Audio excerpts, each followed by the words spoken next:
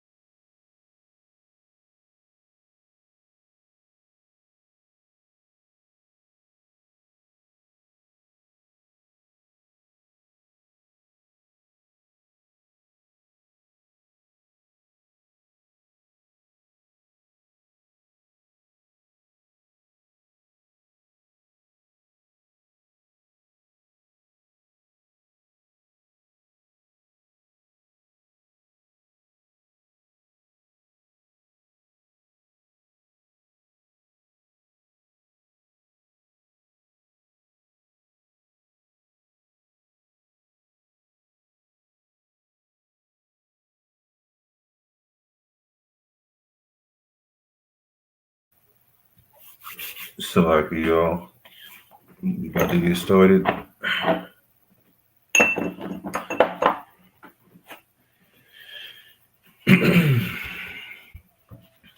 Let's see.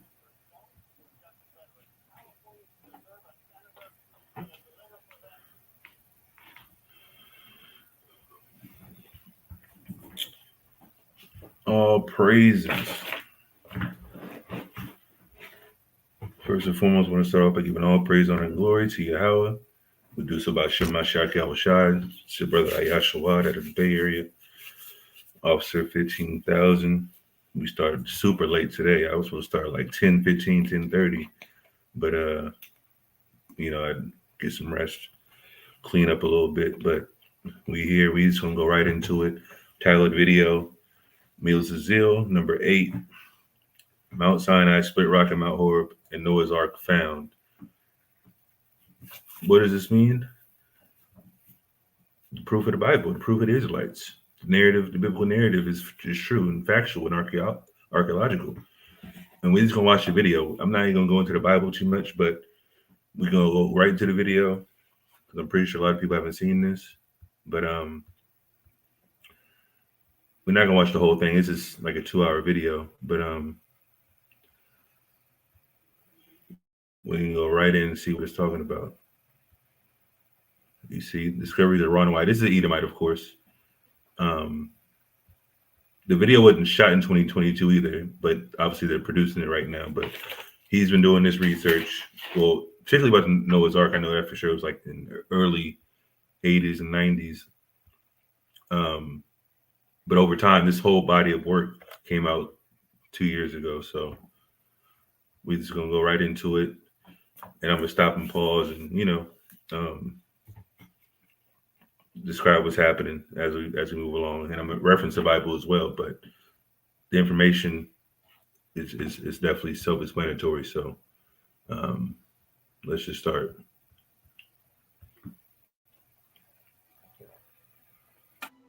This is about what Ron. Sodom and Gomorrah is not too. It's not necessarily hard to find. Let's just skip this. Actually, I don't want to. Sodom and Gomorrah. The Red Sea crossing is pretty interesting. Let's start there. Actually,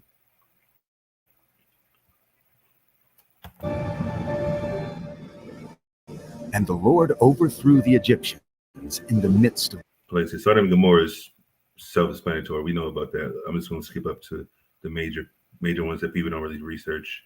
And it's going to be cold information. Trust me, you won't watch. the sea. And the waters returned and covered the chariots and the horsemen and all the host of Pharaoh that came into the sea after them. There remained not so much as one of them. But the children of Israel walked upon dry land in the midst of the sea, and the waters were a wall unto them on their right hand and on their left. If you open your Bible to the very back where you have all of your maps, you're going to see that most Bibles at least have a path drawn out of the Exodus pathway from when the Israelites left Egypt from slavery, when they were delivered by God through the Red Sea and then all the way to Mount Sinai and through the wilderness. Most Bibles will have a map that depict the pathway and the route that they took. You can throw that map in the trash. That's not the actual route. Ron Wyatt found the actual Red Sea crossing. When Ron Wyatt was at this spot in 1978, he decided to inspect the waters here for any evidence that may have... You hear how long it was? 1978. So this video isn't recent. It's collective of information they published, like I said, 2 years ago. So it's going to get crazy. been left behind from approximately 20,000 chariots, plus the horses, horsemen, and foot soldiers. What he found has been confirmed by others. Scientists always kept trying to say that they crossed in the Sea of Reeds, which was ankle deep at a certain time of year and stuff. And Dad wanted to prove that it was a biblical miracle. And so he tried to trace their steps from Egypt. And basically he did. He got an airplane and he had this guy named Moses, actually. Yeah. That's no lie. We hired a pilot in Eilat and his name was Moses, and he flew us up and down through there, and Dad told him what we're looking for. We're looking for a valley that goes all the way through the mountains from here, from the Sinai Peninsula to here. And the guy said, oh yeah, there is one. And back then there wasn't a road even down it, no. But now they have a road down there all the way through. Yeah. It keeps washing out all the time. There has never been any real convincing evidence, nothing found, nor archaeological evidence found by Cairo, Egypt, that would support the fact that the Israelites crossed there. There has been, however, much evidence found, archaeological evidence, to show that the crossing was here and that Mount Sinai is in Saudi Arabia. So basically what we have here is the traditional... I mean, that's obvious. It's just where in Saudi Arabia. Exodus route from Goshen, where the Israelites were in Egypt. They came out of Goshen and then they crossed over around here somewhere. And this is where the traditional crossing of the Red Sea is. It's really sad because... Let me make this disclaimer. First of all, this is fair use.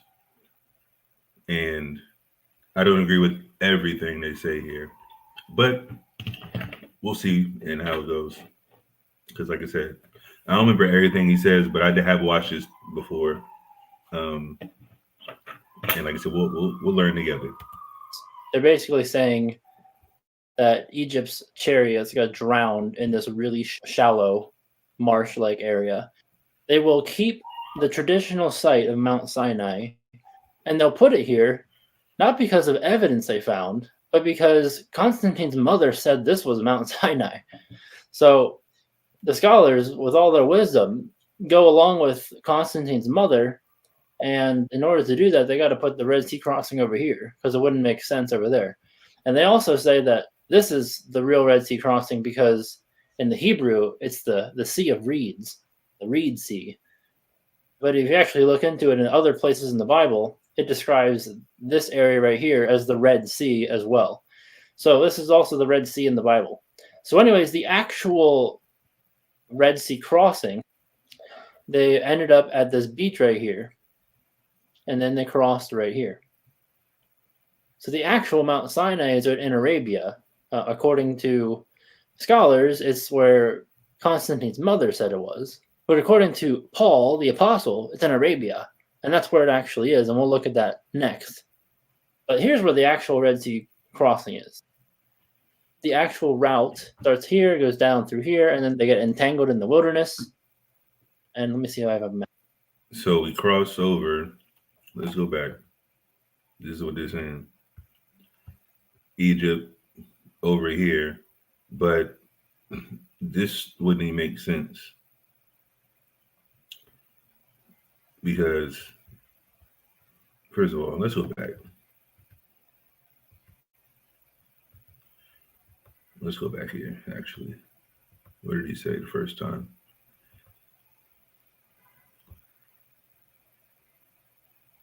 Because he just lied. He just double spoke pretty much. I'm trying to go back to where Saudi Arabia is at. See, this is Saudi Arabia here. Matter of fact, let me pull it up on the map because it's not that far apart. It's locked in. Let's just look it up on the map. It doesn't make sense, you know.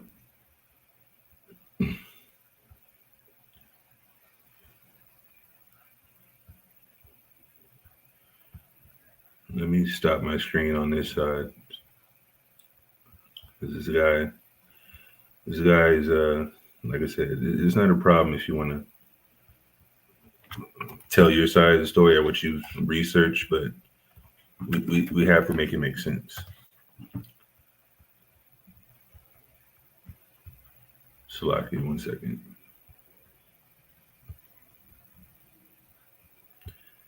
We have to make this stuff make sense. Oh, here it is. Look, this is Saudi Arabia. Egypt is over here. Egypt is over here. Saudi Arabia is down here.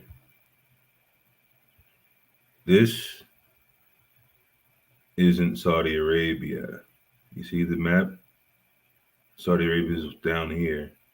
Let's go back to what he said, where we crossed that and where Mount Sinai is at. It's just retarded.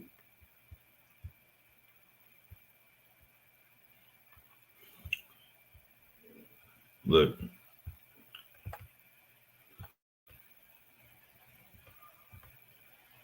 Look. Egypt and Goshen. We were in Goshen in Egypt.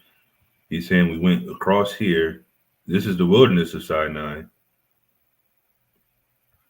Traditional site of Mount Sinai. And then for some reason it jumps past Israel, which is up here. Israel's up here. We just seen it on the map. So the actual Mount Sinai is in It doesn't make sense. Arabia, according to. So what he's telling you is that, first of all, the Egyptians chased us all through the wilderness. That's what he's saying. They chased us all through the wilderness, all through over here. Like, what is this guy talking about? So they skipped over this body of water. We skipped over this body of water too, because, you know, there's no water between Israel and Egypt, technically, but there is. So the Egyptian army went through the wilderness with us, technically. That's what he's trying to say. It doesn't make any sense. But if you actually look into it in other places in the Bible, So this is where the chariots were. No, I don't believe that. describes this area right here as the Red Sea as well. So this is also. So there's two Red Seas, which is whatever. But it doesn't make sense because why would the Egyptians follow us into the wilderness, this big ass landmass, and then cross over this body of water into this part of the land? But Israel's way up north. The Red Sea in the Bible. So anyways, Why? It doesn't make sense. Actual Red Sea crossing, they ended up at this beach right here, and then they crossed right here. So the actual Mount Sinai is in Arabia. According to scholars, it's where Constantine's mother said it was. But according to Paul, the apostle, it's in Arabia. And that's where it actually is. And we'll look at that next. But here's where the actual Red Sea crossing is. The actual route starts here, goes down through here, and then they get entangled in the wilderness. And let me see if I have a map of that. Yeah, so as you can see, there's like this windy valley. And that's where Pharaoh realized they would be entangled in the wilderness. And This isn't in the Bible, by the way. and when it pursued them, and they came out at the beach here, and this is where they actually crossed. Here's another bird's eye view of the beach. And as you can see, all of Israel would fit onto this area of land while God protected them with a pillar of fire, cutting off Pharaoh's army coming from behind. They're literally finding chariot wheels. This is all found in that Red Sea area. Egyptian chariots were known to use metal hubs in the center of the wheel. Now, did they find chariots? We're going to see. But do I agree with that location? No. But whatever. Esau's been there. I haven't. Sure. Using metal detectors, divers have found metal in the raised hubs that are now covered in coral. So when you dive with underwater metal detector, you can go over all the corals and you don't get any reading. And then when you go over, obviously metal or iron or whatever, you do get a reading.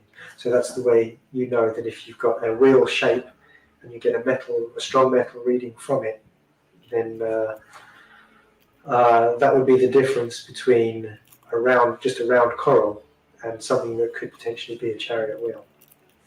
So when you compare this particular four-spoked hub to the hubs that you see in the Egyptian Museum, it looks exactly the same, and there's metal where you'd expect to see it. Here we see another four-spoked chariot wheel with one spoke missing and a center-raised hub. The coral here has preserved the chariot parts by retaining the man-made structure. The water sister Tanya, for your $3 donation. All things are received. Blessings to you, sister Yahweh Shemel Shabbat. Even after the wood has disappeared. Here we see another wheel suspended on its axle, standing at attention. It has 6 spokes and a raised center hub. Ron Wyatt made many dives here and located many artifacts. That thing in the middle is like the hub of the wheel, and then it's almost like a cross of coral. The wood rotted away. The metal would still be there with coral around it. But as you can see, I mean, that's just not a natural coral formation. There shouldn't be any coral at all in this area because there's nothing for it to grow on. But if there was a bunch of chariots down there rotting away, coral would definitely be growing on them. So as you can see, I mean, that's clearly a chariot wheel. This is pretty clearly a chariot wheel. On the right side is giving you like an illustration, but I mean, you can even without the illustration, you can see. I mean, it just gets more and more obvious. Like, what is that coral doing? That's obviously something sticking out like an axle. That's just not normal. I mean, come on. Like, what do you think that is?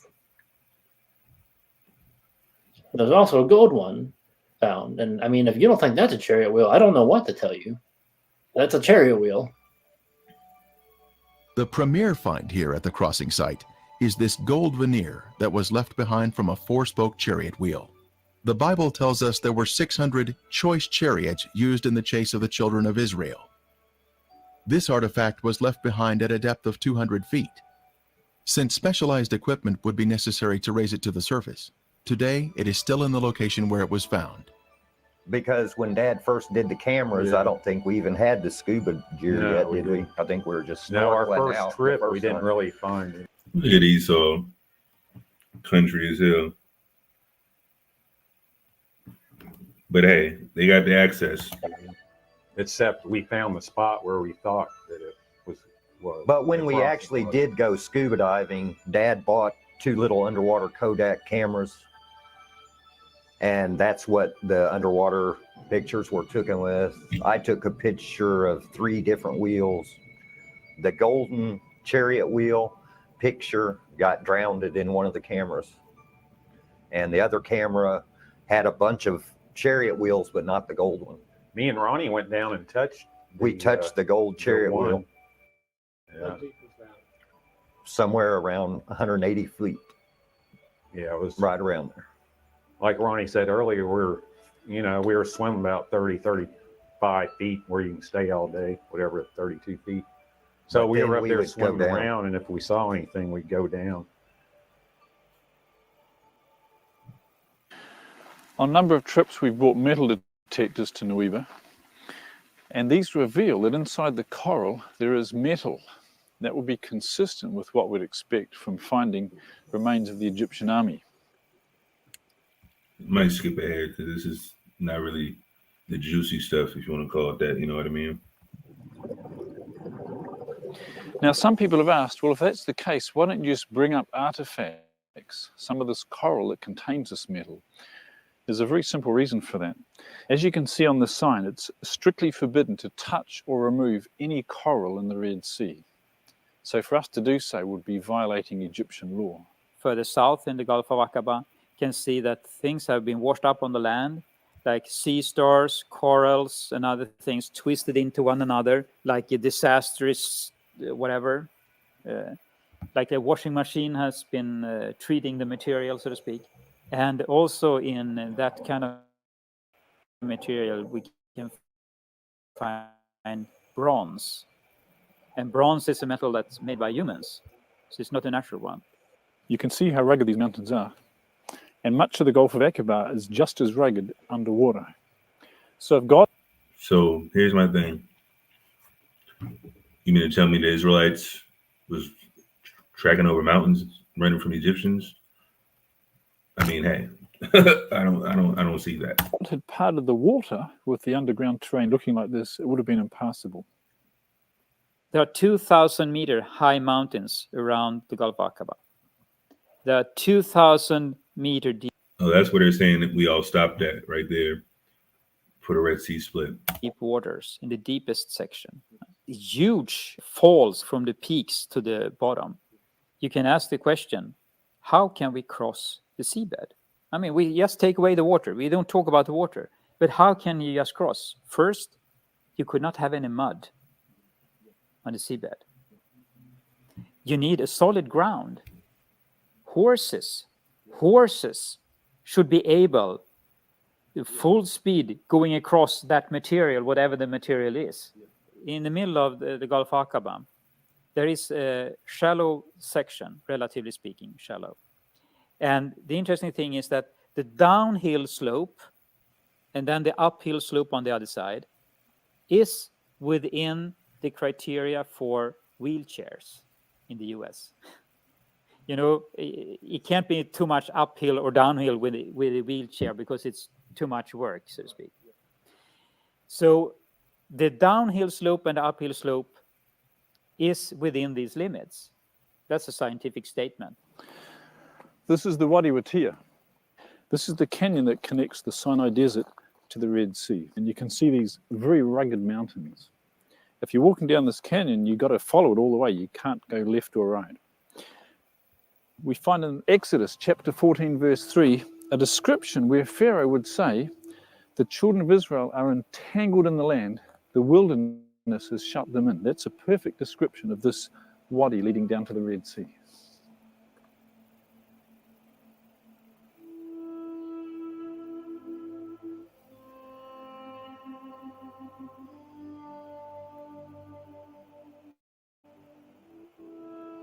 Yeah, see, this ain't really what I want to watch, but it's still good information. But the theme music and all that nonsense, whatever.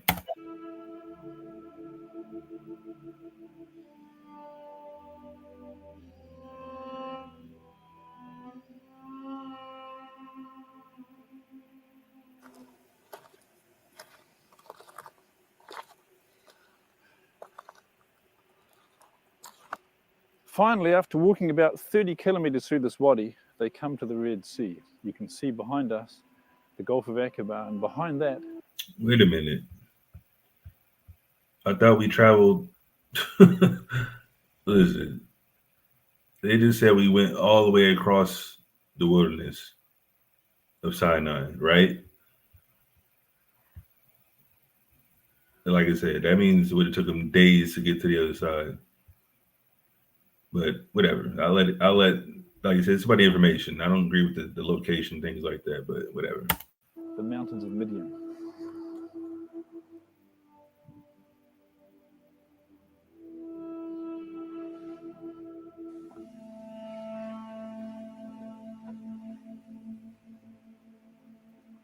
How much more of this? Okay, we got the actual good where they talk about where we were at in the wilderness. Cause that's what, if you talk to like Commissions and Bible deniers, obviously they don't agree with the Exodus, which is, there's pretty proof on that. I'm actually might talk about that next week, but I'm procrastinating on the Quran expose, so I might do the Quran one first and then go back into the Exodus proof. But like I said, if you talk to those people, Mount Sinai, whatever the case may be, or assuming the Kemet people, like there's nobody was there with the Israelites. I mean, of course there wasn't. It's our narrative and our story. So there's no proof that they were there. There's a million people, like nobody saw, nobody, like of course, because we were the only ones there. Why would there be, writings from other nations, things like that? They weren't there. You know what I mean? But this is where you cut them at and go into the proof.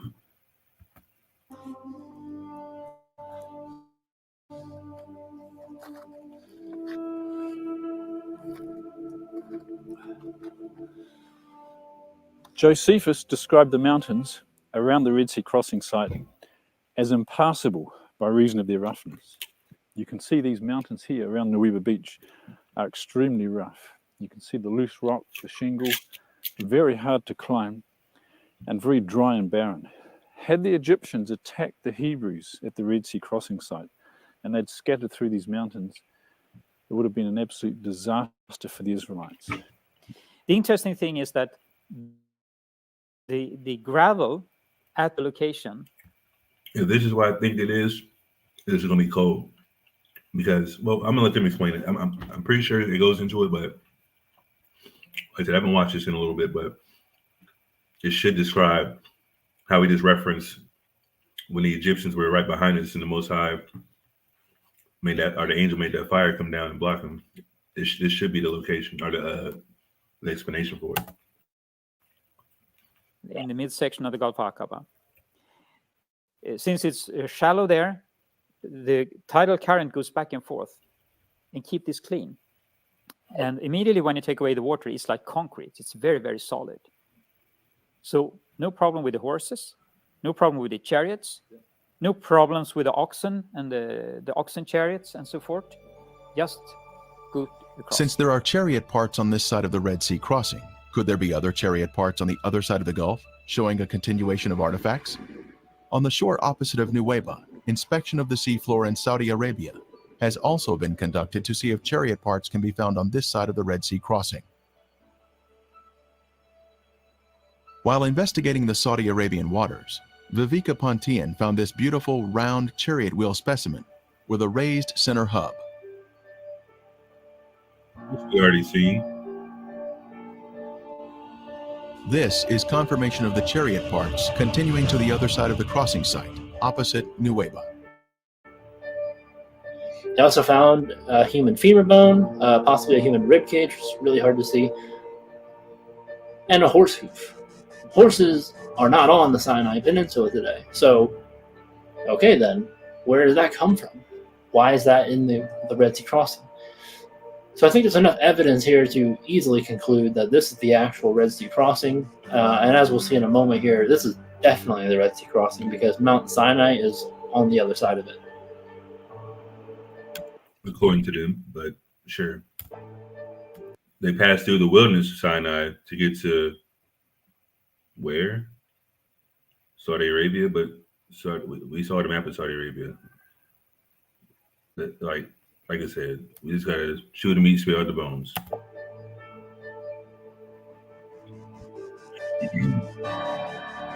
And Shalom, Atha, Teresa, Tonya, FM Blue, Katrina, the water for being here, watching the video. Everybody can like and share that. I'd be appreciative. Support the ministry if you like, but we just here to learn some information about the Bible, the archaeological aspects that Esau found, proving that the Bible is real. You know what I mean? So, like I said, the Red Sea crossing is verified. Man, I thought they were gonna go into the fire part, but I don't. Like I said, I don't remember if they went into it already, but I don't think so. But let's just see what it says later, because hopefully it goes into it.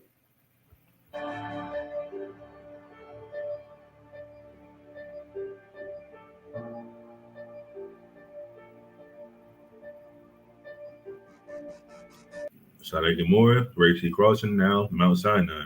Then we gonna go to Noah's Ark. That's where it's gonna get real crazy.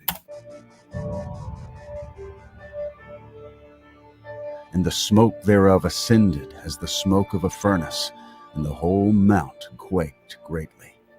And when the voice of the trumpet sounded long and waxed louder and louder, Moses spake, and God answered him by a voice. And the Lord came down upon Mount Sinai on the top of the mount. That time I have vacation to come to Korea.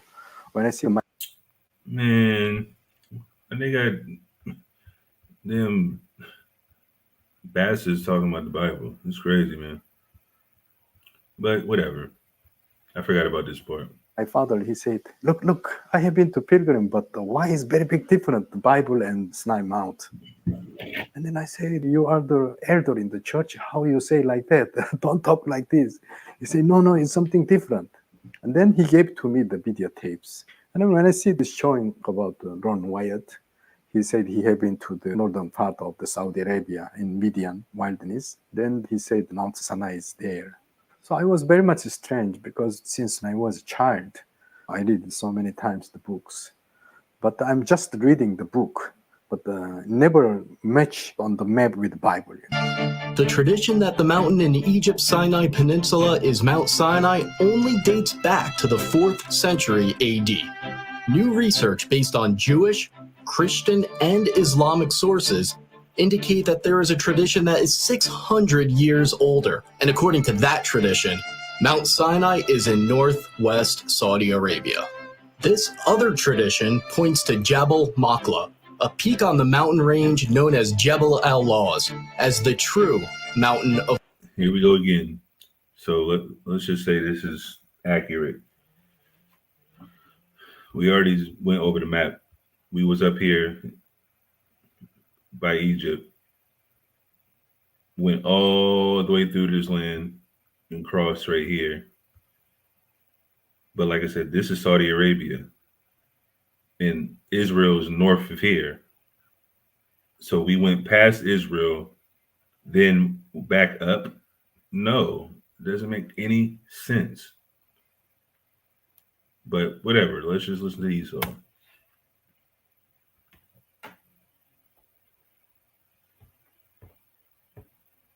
Slut. Of Moses. Several historical sources, including Josephus, recorded that Mount Sinai is the highest mountain near a city that is today called Al-Bad. Locals refer to Jabal Makla as Jebel Musa, the mountain of Moses. So you call this one Jebel Musa? Jebel Musa. One of the distinguishing features of this mountain is the blackened top that you can see right behind me. The Bible says that God descended upon Mount Sinai as a fire. The blackened peaks stick out from the surrounding areas, and the rocks are only black from the outside. Interesting. So when it said the fire came down, that's why it's dark up there. You know what I mean? Which I can see happening. Most High's miracles are still evident like they're trying to show you. Researchers disagree as to whether the blackened rocks are actual evidence of God descending upon the mountain as a fire like the Bible says, or whether it's natural volcanic rock. Volcanic rock? Is that a volcano? I didn't hear that. I didn't hear him say that, but whatever. Let's keep learning. A small handful of Americans tried to sneak into this area in the late 1970s and the 1980s. They were arrested, and their photos and videos were confiscated by the Saudi police. Their evidence was lost. Mount Sinai was first discovered in 1984 by Ron Wyatt and his sons, who walked across the border into Saudi Arabia.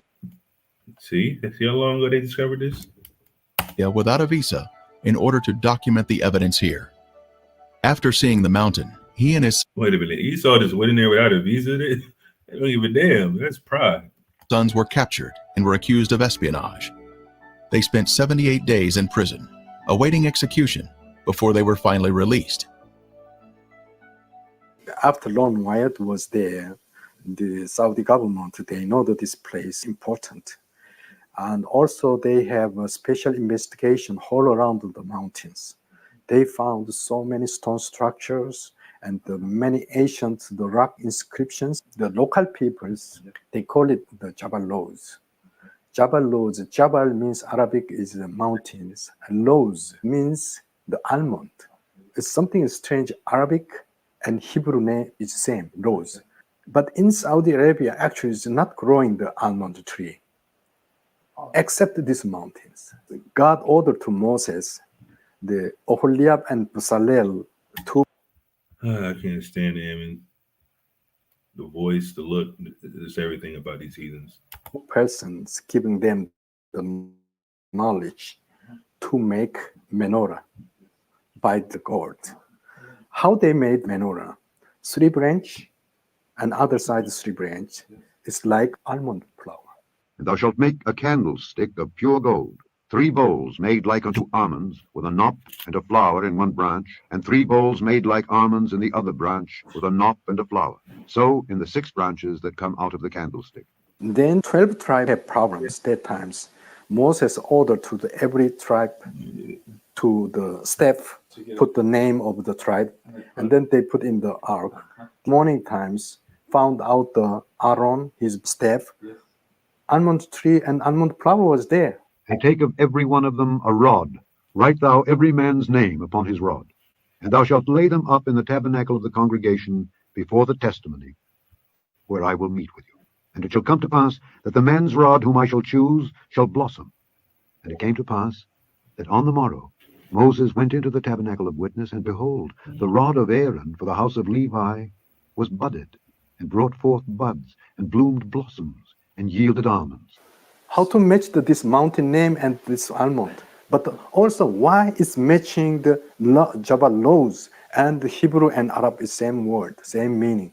Well, we've made it not to the summit yet. We're at about 6,400 feet in the elevation. As you look behind me, you can see the big plain that the Israelites camped in front of the mountain. And just right down where we're standing, you can see the plateau where definitely 70 plus people could have sat and ate with God. Remember, Moses went up there with the elders of Israel. And right in front of me is the Blackened Peak. We're going to summit that today. I understand from their video, they said where the black begins, it's very distinct. It's a clear change from normal rock to black, like it's a boundary, a very clear boundary. Did you found that too? Yeah. I go to on the back side. I come to there. But this one, the like stone is melted. But some. Why is he speaking, honestly? At least Esau can speak proper English. Shalom, everybody. Shalom, let me go back. We love Israel, real Israel.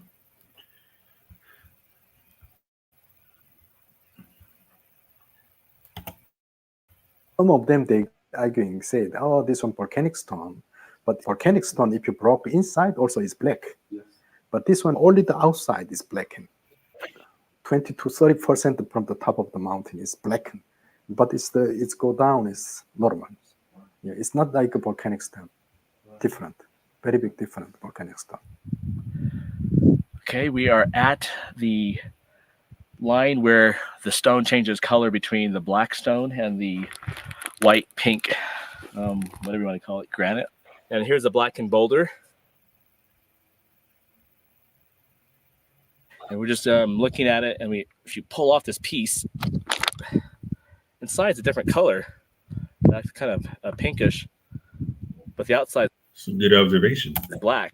Now, the amount of evidence around Mount Sinai here, which today is called Jabal Machlah, reveals this place is indeed the true Mount Sinai.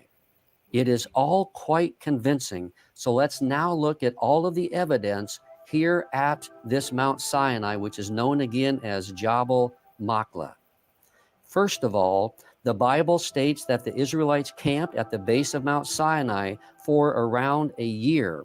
Interestingly, at the base of this mountain here is a large flat area where the Israelites could have camped.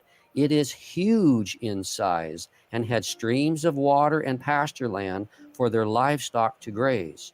Also, the climate was perfect as it is higher in elevation, so it's not hot in the summer and it's comfortable in the winter. Next, Exodus 19:18 states that Mount Sinai was all in smoke because the Lord descended upon it in fire, and its smoke ascended like the smoke of a furnace, and the whole mountain quaked violently. The top of these mountains are dark, showing signs of burnt marks. The outer parts of the rocks are black, but on the inside, they are brownish in color. And you can see here, there's been some rocks that have been chipped away, and you can see that on the outside, they're black, and on the inside, they are brown. This seems to be more evidence that this mountain and the surrounding mountains close by were covered with fire and smoke. What do y'all think? Is this evidence? Put a 1 in the chat. I think it's great evidence to show that we were there. Most High really did what he said he did in the Bible.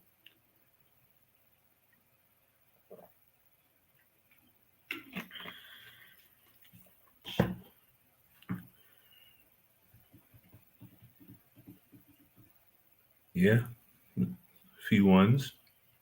Who isn't convinced this is the Mount Sinai where we were at?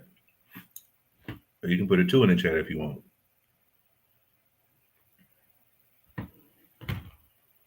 Okay, all ones, all praises.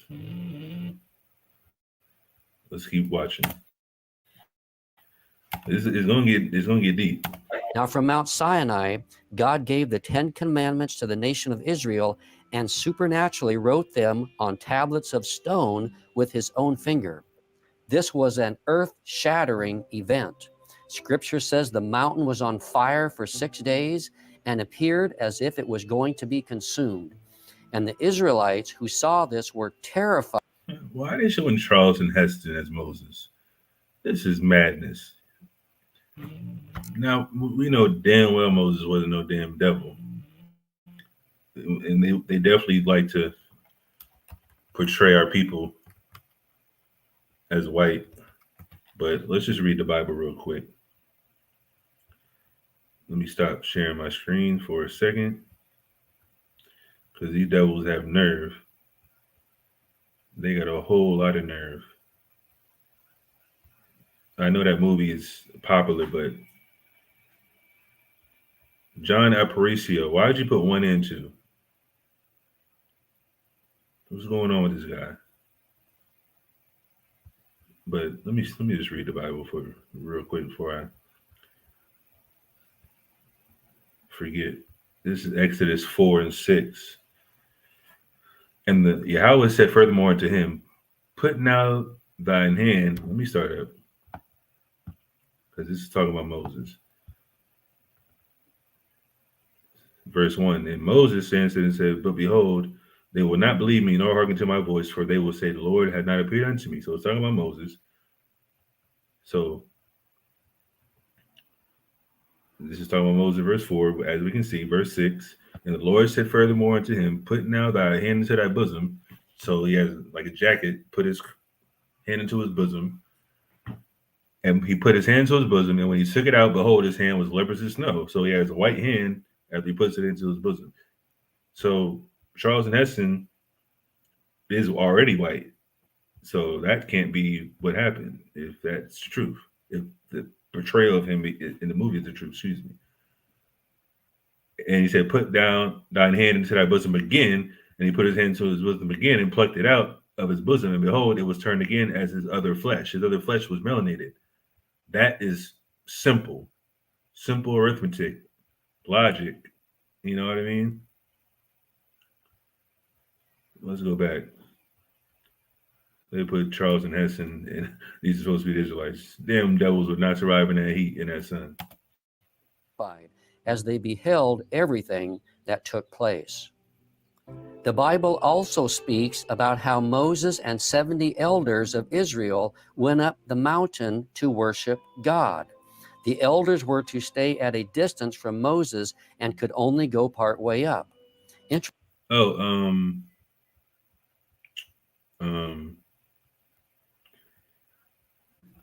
Exactly, Nicholas. I don't know why they try to tie that in. FM Blue, I'm not sure. I don't even, because I got two different, I got my personal Cash App and the Sakari SF Cash App on two different devices. But let me see. I had a Cash App. Let me see real quick. I think so. Oh yeah, the water. FM Blue for the donation, brother. Blessings to you. Let's get back to the WS. What do you mean? What's WS?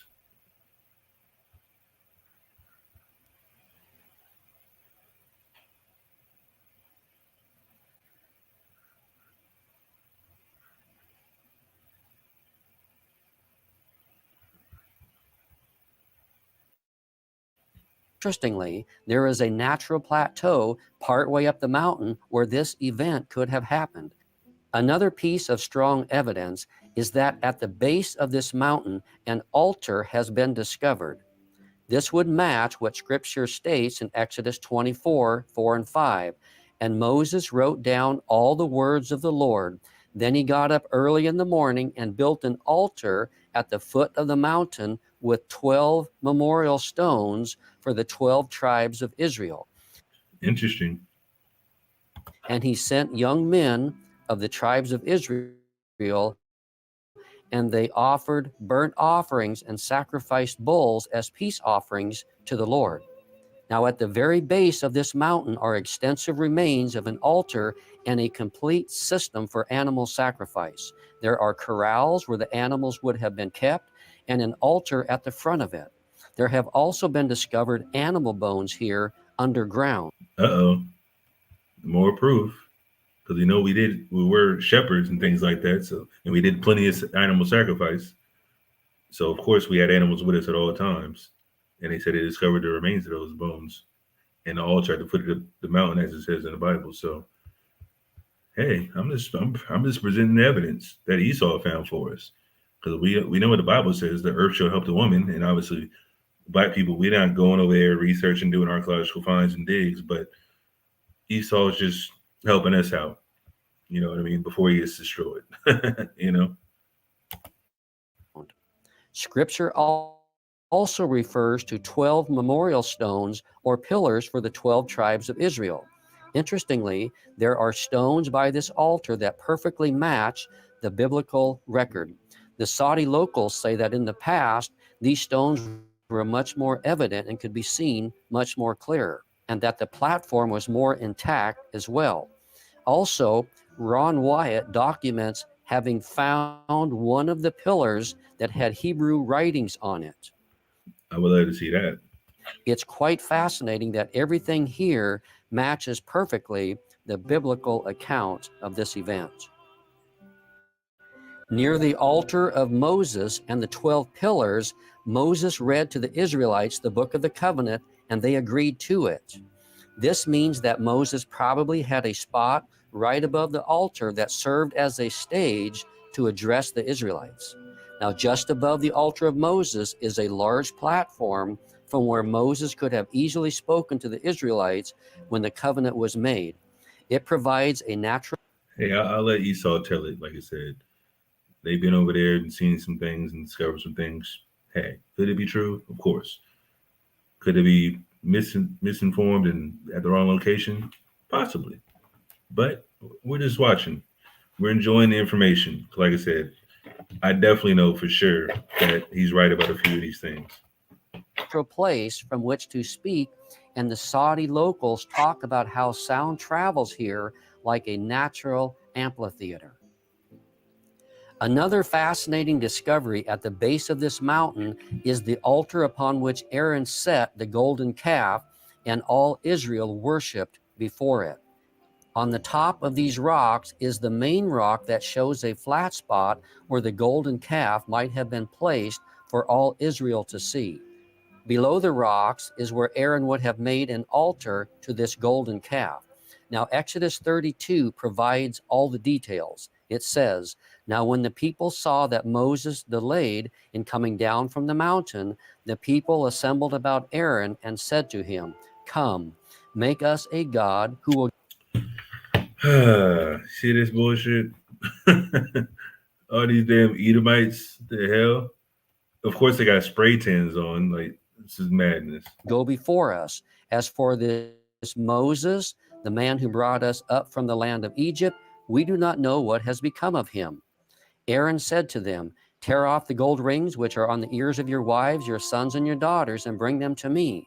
Then all the people tore off the gold rings which were on their ears and brought them to Aaron. And he took this from their hand and fashioned it with a graving tool and made it into a golden calf, or a... Yeah, that did happen. I don't know what proof they have for this, though. I don't remember this part. molten calf. And they said, "This is your God, O Israel, who brought you up from the land of Egypt." Now when Aaron saw this, he built an altar before it. So Moses was on top of Mount Sinai for 40 days, and this event happened while Moses was away.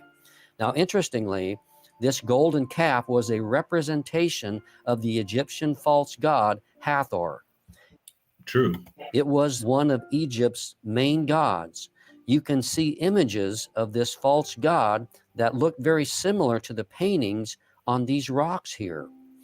Interesting. More evidence. There are also many other inscriptions on these rocks as well. Now, worship of this false god Hathor consisted of dancing, drums, and sexual promiscuity. And this is exactly what the Israelites were doing while Moses was away. This altar, interestingly, is fenced and gated like other archaeological sites at the base of this mountain by the Saudi government. However, over the past several years, the Saudi government has opened up these sites to tourists, and you can now go there easily and see these places for yourself. Additionally, many artifacts and discoveries have been found in this area that give great evidence that this mountain is indeed the true Mount Sinai. Now, I can concur. After the golden calf incident, when Moses returns back to the base of the mountain, it says in Exodus 32:20, what Moses did with this golden calf. It says, "Then he took the calf which they had made and completely burned it with fire and ground it to powder and scattered it over the surface of the water and made the sons of Israel drink it." At the base of this mountain, there is a stream which forms a small lake. So this place provides the water that would have been necessary for this event to have happened here. There are also around this small lake a number of wells that have been discovered as well. So this area was a main water source. A stream came down from the mountain here, and it was a main water source. There was another stream as well just to the north. So there was plenty of water in this area for these events to take place and for the nation of Israel to have used during their time at the base of Mount Sinai. Also, after the golden calf ordeal, God ordered the Levites to kill those who had been involved in the worship of the golden calf. As they should. It's idolatry and sin. Exodus 32:28, we see that 3,000 died as a result. Now, with this being the case, there should be a mass graveyard site close by to this area. Interestingly, we find a site about 4 to 5 miles north that fits exactly this biblical event. There are thousands of standing stones that appear to have been used as grave markers in this flat plain. This area is also fenced off by the Saudi government and declared as an archaeological site. Do I agree with this? No. Because it said they were swallowed up by the earth. So, I mean, they traveled 5 miles to bury bodies? Whatever. We weren't there. The biblical narrative said they were swallowed by the earth, meaning the Most High opened the ground up and they went in the ground pretty much, essentially.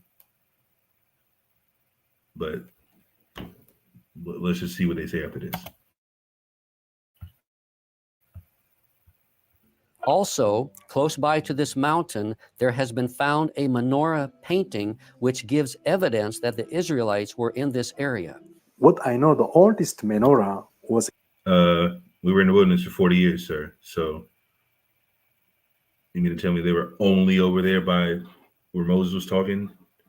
We were moving throughout the wilderness for 40 years. So that's not saying much. And anybody could have died there. If that was the case, it should be 3,000 rocks standing, if that's the case, or whatever the case may be. But whatever. Like I said, the logic, you got to be logical about the Bible and really know what's going on. But of course, they're pushing a narrative.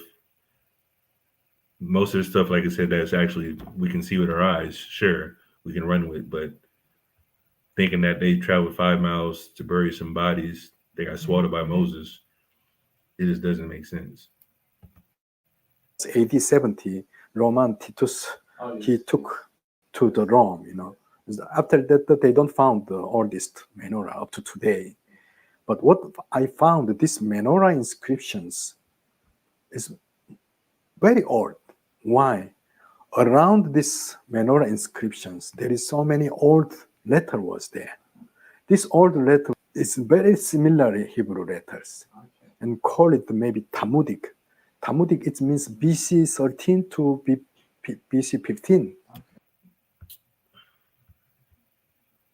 The hell is he talking about? What? Like, no. Let me see what, like, come on, bro. That's not what that means.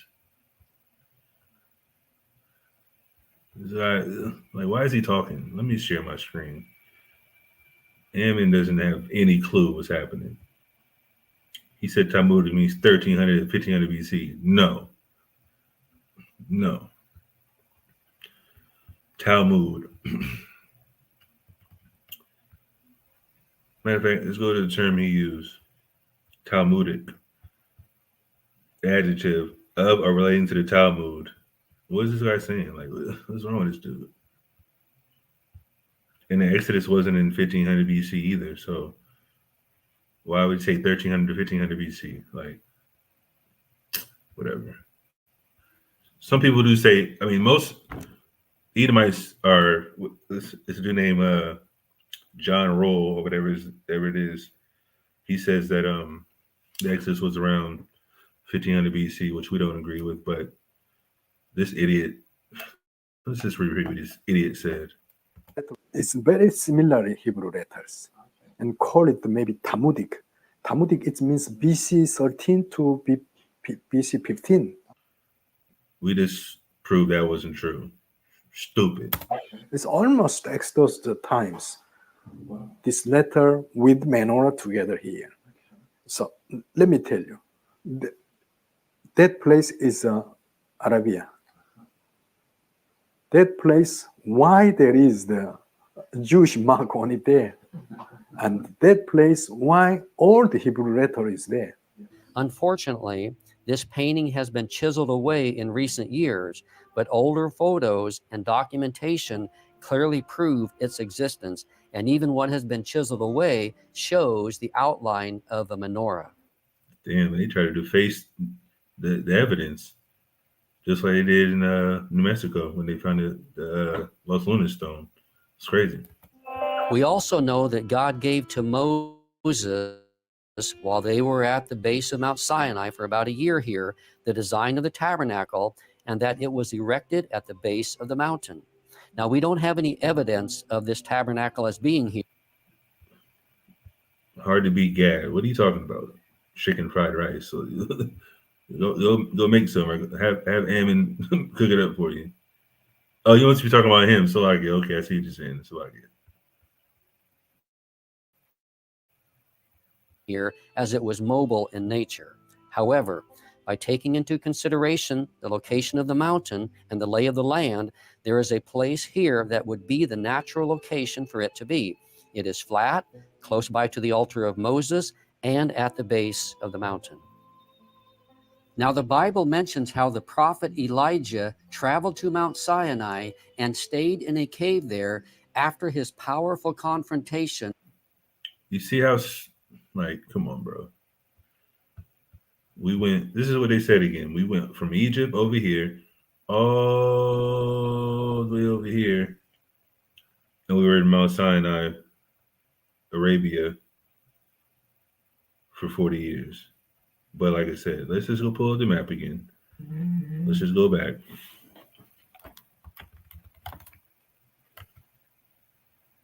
Let's just go back to the map.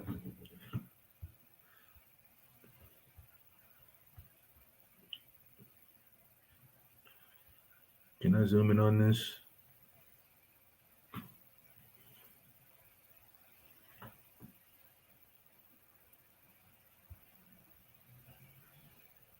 No, maybe I can't. All right, hold on. The hell? No, this ain't it. Slovakia. Let me go back. Slovakia, yo. I'm trying to show this map real quick.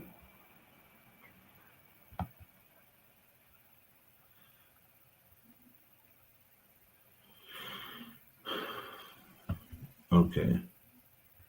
Let me see if I can pull this up.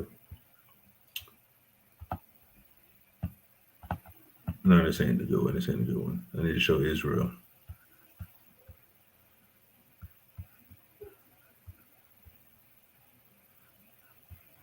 Okay, Slovakia. Let's just. What the hell? Why did it take me to Amazon? That's weird.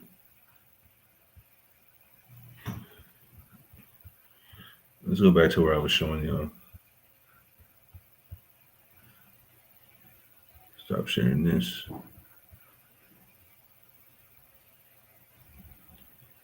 Oh, it's Garland. Oh yeah, this dude is a character, man.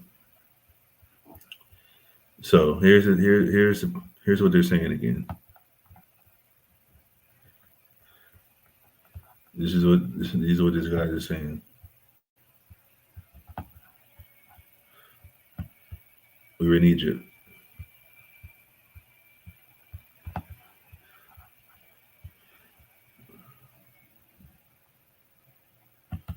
We go from here all the way across and run across this set of water.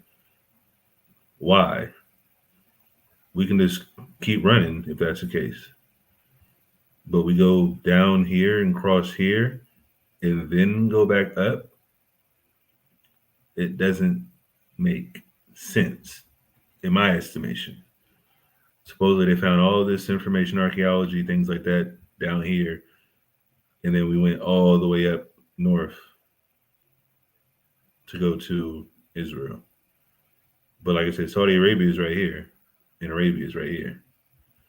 Let's zoom out. So why did we have to cross all this and then go down here? Well, we could have just kept running if that's the case. But hey, man, I'm just thinking out loud. These white folks don't know the Bible like that. Let's continue. Like I said, I don't want to keep y'all too long, but I want to get to the Noah's Ark. That's the main one. And like I said, I'm just sharing with y'all because, like I said, I'm sure most of y'all ain't seen this before. Oh yeah, y'all see this part? Blood of Christ. madness. If y'all watch this, it's just like that's where it gets crazy. Like, no, I don't believe a word you said. I watched that, like I said, a while ago, and it's just stupid. Like, I don't know how they come up with that stuff, but the rest of this, the physical proof we can see with our eyes, yeah. With the 850 false prophets of Baal and Asherah on Mount Carmel, as found in 1 Kings 19. At this confrontation, supernatural fire came down from the Lord and consumed the altar and everything on it. Then Elijah traveled to Mount Sinai and stayed in a cave. At this cave on Mount Sinai, God spoke to Elijah and strengthened him. Interestingly, on the side of this believed Mount Sinai is a large cave that perfectly matches Scripture and where Elijah could have stayed. This cave is known as the Cave of Elijah. It is also the only large cave in this area of mountains. There are also many other evidences that can be found around Mount Sinai that support it as the true location of Mount Sinai. Now it says in Exodus 15, it says, then they came to Elim, where there were 12 springs of water and 70 date palms, and they camped there beside the waters. And you can see in this video, this place has been found. This very place that it talks about has been found, and it supports the biblical text. To this day, there are many palm trees and exactly 12 wells here. This would have provided water and met all the needs of the Israelites. Interesting. Here you can see this area with the palm trees and some of the wells. The Saudi locals in the area point out that this is Elim and has been known by this name as long as they can remember. After this, it says in Exodus 17, then all the congregation of the sons of Israel journeyed by stages from the wilderness of Sin, according to the command of the Lord, and camped at Rephidim. And there was no water for the people to drink. Therefore, the people quarreled with Moses and said, give us. Wait a minute. Hold on. Let me go back. So this is the other side of the map. So this is the wilderness, Saudi. Well, wait a minute. Okay, Saudi Beach. Mount Sinai is way over here. Mind you, Israel's up north somewhere, way up here. So we went past Israel and doubled back. Like, doesn't make sense. But yeah, we were lost here for 40 years. But hey, that's just my thinking. Maybe somebody else can verify what they're saying about the location, but I just don't think that's logical. But hey, what do I know? I'm just an Israelite. I'm just a black Israelite, you know. Salakia. To drink. Therefore, the people quarreled with Moses and said, give. Oh yeah, more white Israelites. Madness. Give us water that we may drink. And here is where Moses struck the rock, and water gushed out and came out from this rock. Now this rock that Moses struck and God split in two is believed. Well, everybody knows about Mount Horeb, right? We've seen this somewhere before, haven't we? Mount Horeb, split rock. This is perfect evidence right here. To have been found and is a perfect match with the biblical account. It is massive in size and sits upon a small hill. It's also located in a large valley where the Israelites could have camped and can be seen from a long distance away. It shows water grooves in it where massive amounts of water ran down from it. And you can see this rock and the water channels and grooves that were made when the water gushed out from it. Now God confirms this in Isaiah 28:21. It says, they did not thirst when he led them through the deserts. He made the water flow out of the rock for them. He split the rock and the water gushed out. And this is exactly what we see here at this large, massive rock at Rephidim. You know, some people will say, oh, that's not real. But if this is the same video that I saw, well, this might not be the same video that I saw about them describing at the foot of this particular structure. But let's just see. And then it says in Psalm 78, it says, he split the rocks in the wilderness and gave them abundant drink like the ocean depths. He brought forth streams also from the rock and caused waters to run down like rivers. Now this rock from which the water flowed here at Rephidim is also referred to as the rock of Horeb, because it is close by to Mount Sinai, also known as Mount Horeb. Also, while at Rephidim, the Amalekites came and fought against the Israelites. Exodus 17:8 says that. Then Amalek came and fought against Israel at Rephidim. The Amalekites were descendants of Esau and were a people who lived south of the Dead Sea. See, this is what they're saying. The Amalekites came down and fought us. We came from here, over here, over here. And then we would double back and went right back through Esau and Moab and Ammon, which is over here, up into this area where Israel is for the most part. What say you?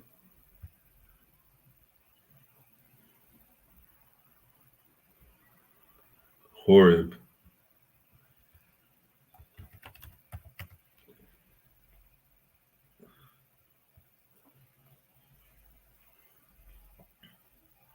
But anyways, this is their like I said, story, or the storyline about the biblical narrative. Do I believe we went from here across and down, then going back up? No, I don't believe that. But let's just listen to Esau. Sea region. God supernaturally gave the Israelites victory as Moses held up his arms. When his arms got tired from being... They keep showing the white Moses for some reason, but hey, Esau is saying whatever they want to say. Do we agree with this? Absolutely not. being outstretched, then Aaron and Hur helped him hold up his arms. And by doing so, the Israelites were victorious over the Amalekites. Also, right by this massive rock at Rephidim, you can see what appears to be an... Wait a minute. I don't know why I didn't say this earlier, but we know for a fact that it said Amalekites were attacking us from behind when we were coming out of Egypt. Why didn't they say that? Like, where is that narrative at in here? All it says is we fought them at this location, but they chased us. They were following us in the wilderness. So how did they follow us if we weren't even near them? It just doesn't add up. Like, that's what I'm saying. I don't know. I do not know. altar that Moses erected after defeating the Amalekites and named it Jehovah Nissi, which means in Hebrew, the Lord is our banner. This altar is located right beside the rock Moses struck where the water gushed out for the Israelites to drink. Now, there are also some other amazing discoveries in this area that are fast. Now, there are also some... What the hell is this Edomite doing on top of the rock? This is goofy. The hell? Other amazing discoveries in this area that are fascinating to see and give more evidence that this area was traversed by the Israelites. Ryan Morrow, who recently visited this area and produced an excellent documentary called Finding the Mountain of Moses, the real Mount Sinai in Saudi Arabia, says some of the following information. He says the name of Rephidim means place of rest. Hebrew inscriptions that have been found in this area have been interpreted to say place of rest, the definition of Rephidim. Closer to the mountain, inscriptions have been found that Dr. Miles Jones, a scholar of ancient Hebrew, believes are talking about the battle with the Amalekites. He says one of the inscriptions refers to the death of an Amalekite. Interesting. Never seen that one. I don't remember this actually, but Hebrew believes are talking about the battle with the Amalekites. He says one of the inscriptions refers to the death of an Amalekite. now let's just look at this. The Amalekites spoke Hebrew as well. Does this look like Hebrew? I can't make anything out. What do y'all think? Y'all think this is Hebrew? They're not showing the Hebrew characters, so we can't necessarily just take their word for it. Is this an I? Like I don't see the Hebrew here. Like I'm just making my own visual, estimation, but I just don't see it. But let's just go back to the video. Like, share the video as well if y'all enjoying the information. We're gonna try to do this at least once, twice a month, go into some historical references. But this is a good one that I saw a while ago. I wanted to share with y'all. So next week, like I said, we're gonna go into Islam or the Exodus. So we'll see.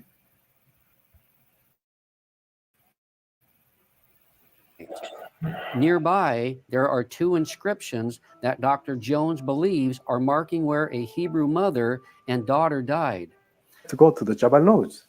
He said, no, don't go there. There is military already there. If you go there, they will catch you. I said, no problem, let's go there. They said, no. He offered to me 200 real. Saudi 200 real, it means you can buy one piece of gold. And I said, okay, no problem. I will give you the 200 real, but you should be taking me to go to Jabal Lodz. He said, okay, I will go. Let's go. And then he was driving in front of me. I'm following him, And then after that, I think around 15. Like, why is he's not even saying nothing? Like, what is this Ammonite doing? This is crazy, man. To 20 minutes, he said that this one is Jabal Lodz. When I look, it's nothing there. I said, no, this one is not Jabal Lodz. He said. Oh, so we can just skip this part because it's just nothing but this Ammonite talking. And God looked upon the earth, and behold, it was corrupt. For all. Oh yeah, let's go back. This is a good one. This is like the best one, honestly.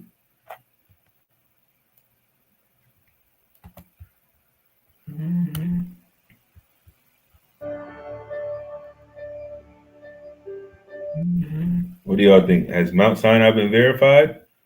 Whether it's the location or not, they did find some the burnt mountain, the altars, the 12 stones, the menorah. You know what I mean? What else did they find? The Mount Horeb rock, split rock with the water coming out. Has it been verified, y'all? Y'all think it's been enough information given? Whether you believe the location or not?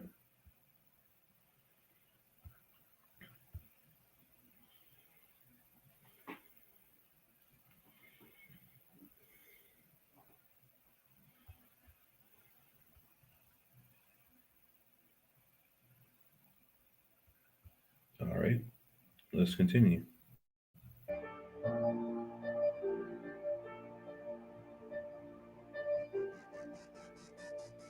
And God looked upon the earth, and behold, Noah's Ark. This is going to be heavy. I ain't gonna lie. This is like one of the best ones I saw. And like they said, they show everything. It was corrupt, for all flesh had corrupted his way upon the earth. And God said unto Noah, the end of all flesh is come before me, for the earth is filled with violence through them. And behold, I will destroy them with the earth. Make thee an ark of gopher wood. Rooms shalt thou make in the ark, and shalt pitch it within and without with pitch. And this is the fashion which thou shalt make it of. The length of the ark shall be 300 cubits, the breadth of it 50 cubits, and the height of it 30 cubits. A window shalt thou make to the ark, and in a cubit shalt thou finish it above, and the door of the ark shalt thou set in the side thereof. With lower, second, and third stories shalt thou make it. And behold, I, even I, do bring a flood of waters upon the earth, to destroy all flesh wherein is the breath of life from under heaven. And everything that is in the earth shall die. As it is written. And listen, we had a dialogue with a sister. Was it 2-3 weeks ago? And she was talking about, dinosaurs, and she wasn't being she wasn't a scoffer. She said her family member was Israelite. That's coming out soon, actually. That video is going to be coming out soon. But in reference to just what she was trying to say about dinosaur bones and giants and Nephilim, and they found Nephilim bones, like what? Like whatever. But the moral of the story is that when you look at, or if you believe the Bible, or even like if you don't believe the Bible, excuse me, if you don't believe the Bible, the narrative of the flood should give more credence to it, because we brought it out. The oldest tree on earth. Let's just look it up, actually. We did bring this out not too long ago. It's called the Methuselah tree officially.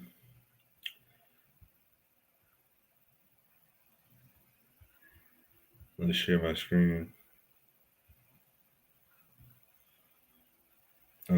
Oh, here it is. So the Methuselah tree. Let's go.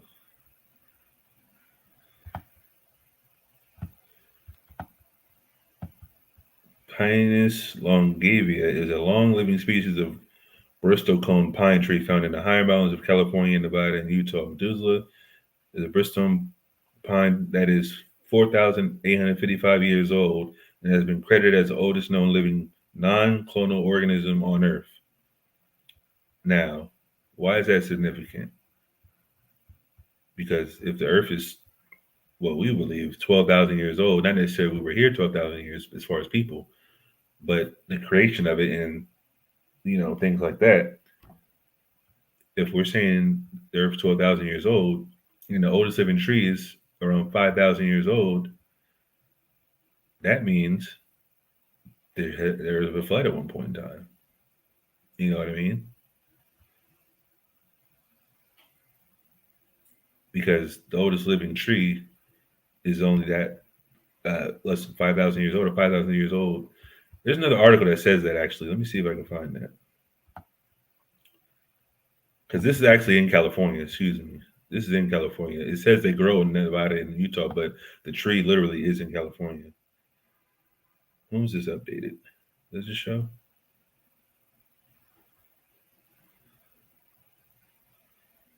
So yeah, this is in Inyo County of Eastern California. So yeah, this tree is in California right now.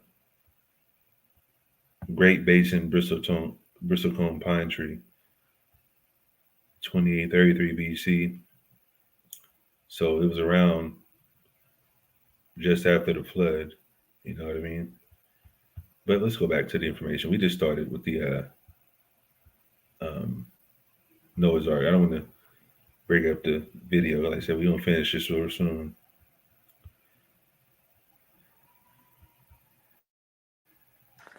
Yes, I've been studying archaeology and ancient history for a long time, and Old Persian, and I'm Jewish, and I was educated in the Old Testament, and I think Jewish guy educated in the Old Testament. This is Ron Wyatt, by the way, the white guy, Edomite. I think this is in like 91 when he's having this interview on CNN. I think it's important for people to realize that archaeologists and geologists have been in the Middle East for well over 100 years using modern methods. Many of them are dedicated Christians and Jews and Muslims, all of whom believe in the Old Testament. And the reason why none of them think that Noah's Ark could be on Mount Ararat is because, from what we know of modern science, it would take Mount Ararat being, 13,000, 14,000 feet, it would take such a huge flood to place an ark there that the flood would leave signs all over, virtually all over the Middle East. And there are no signs whatsoever of such a huge flood. There are small local floods. Interesting point. Interesting observation, Esau. And, Sumer and Eridu and Kish and places like that, but virtually no signs, no geological signs of a flood. Mr. Wyatt? Okay, I appreciate your observation there, sir. Now, we will have to agree with you on the fact that this boat could not be on Ararat for many reasons. It's a post-flood volcano. There's glaciers with the associated glacier flow, and the Bible specifies that the ark landed in mountains, plural, of Urartu, and that was quite a large empire out there. And so it is not on Mount Ararat. It's 12 miles to the south on a place called Mount Masser, or Mountain of Pain, or something to that extent. Now, as to your worldwide evidences of a flood, I will disagree with you there. Yes, we will. We will, sir. Let Esau speak. He is saying some truth here. Sir, there is evidence of worldwide flood because of marine fossils at the Cretaceous level. Everything, and that's a roughly average of 7,000 feet around the globe. And everything above that is obviously upthrusted material. And so when you say that these people all agree, I have to agree that the predominance of people in this type of research say this. But sadly, they are quoting the textbooks that they studied in school, and they have not done field archaeology on this, or they would not say that. On June 20th, 1987, in the mountains of Ararat, Turkey officially recognized the discovery of Noah's Ark. 1987. Located on a mountainside about 15 miles south of the volcanic Mount Ararat, the remains of the massive ship were dedicated during a special ceremony. Guest of honor was Ron Wyatt, due to his 10 years of research at the site. The story began in All heathens, by the way. We don't have access to this type of thing. But we're here now listening about it. And, like I said, it's all about the information. If Esau brings it, Elon brings it, Ammon brings it, we bring it, we can check and balance it, you know what I mean? See what's going on. Run it past other sources, you know what I mean? We do our own research, obviously. But like I said, when I saw this, I was like, yeah, most of this is legit for sure, especially about Noah's Ark. Like I said, I'm just gonna let this one run for the most part. But like I said, the information he brings out, this whole thing is just like, you can't get around it. You know what I mean? 1957, during the Cold War, when aerial photos taken of eastern Turkey while searching for Soviet missile bases revealed a strange boat-shaped formation in the mountains about 6,300 feet above sea level. Life magazine reported on the story after an expedition from the United States went to the site in 1960. Blowing holes in the strange formation, the members of the team came away with the conclusion that there was nothing there of any archaeological interest. Ron Wyatt, like many others, read the story, but he was of the opinion that the site needed further exploration.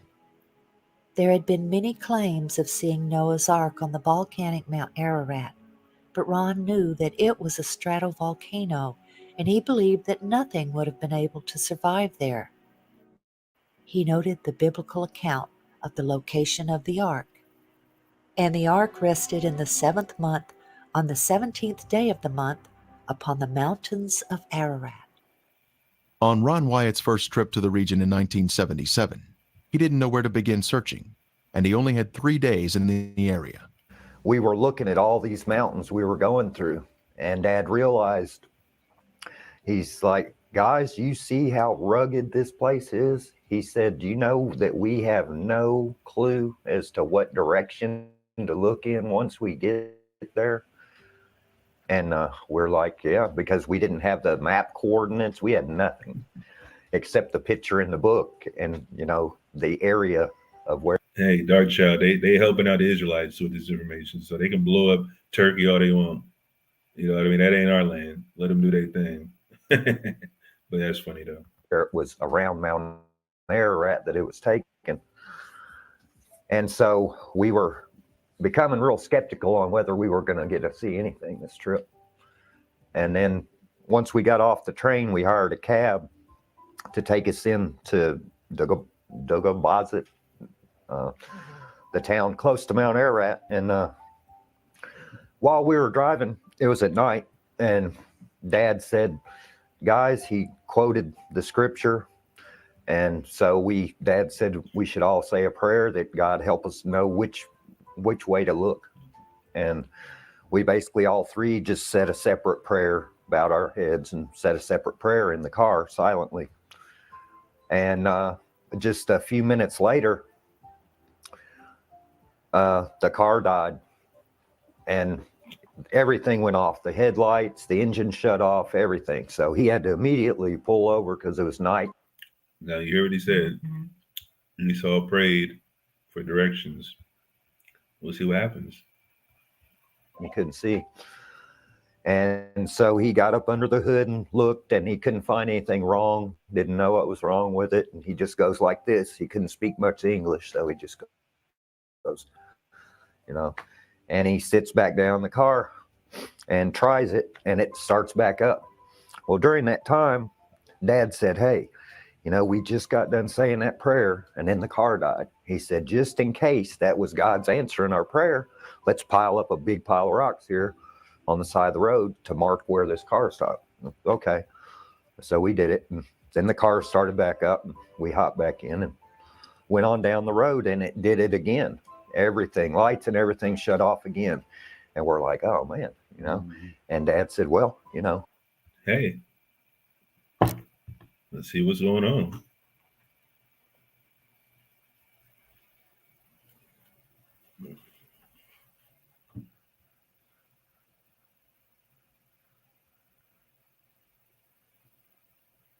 What are y'all talking about, Dwayne? You can't see your comments on the main Sakari channel. What greeting post?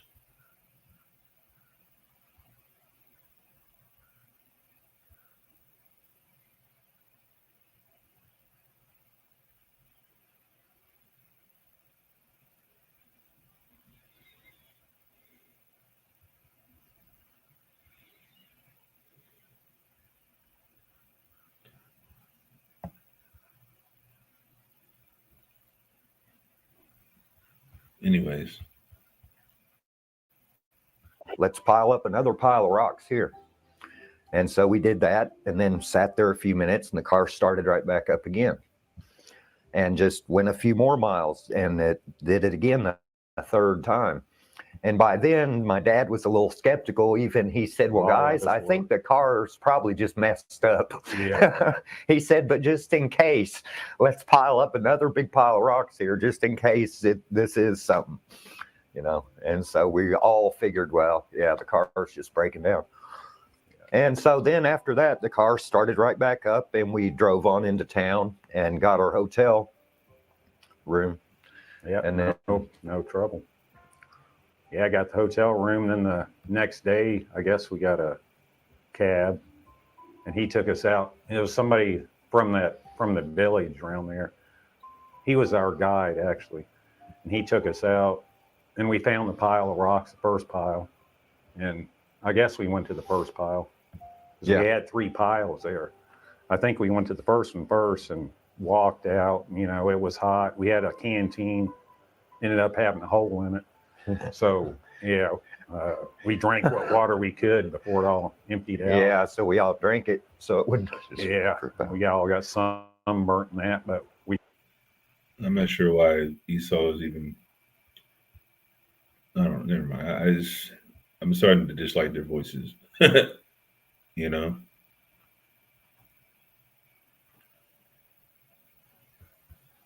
Anyways, let's just keep going. We found the anchor stone, which we had never seen one. Uh-oh, see? The anchor from the ark. That's how big it was. But we're going to see how many they found. My dad had seen some in pictures, some smaller ones, but nothing that big. So he kind of knew what it was. And there were 8 crosses on the anchor stone.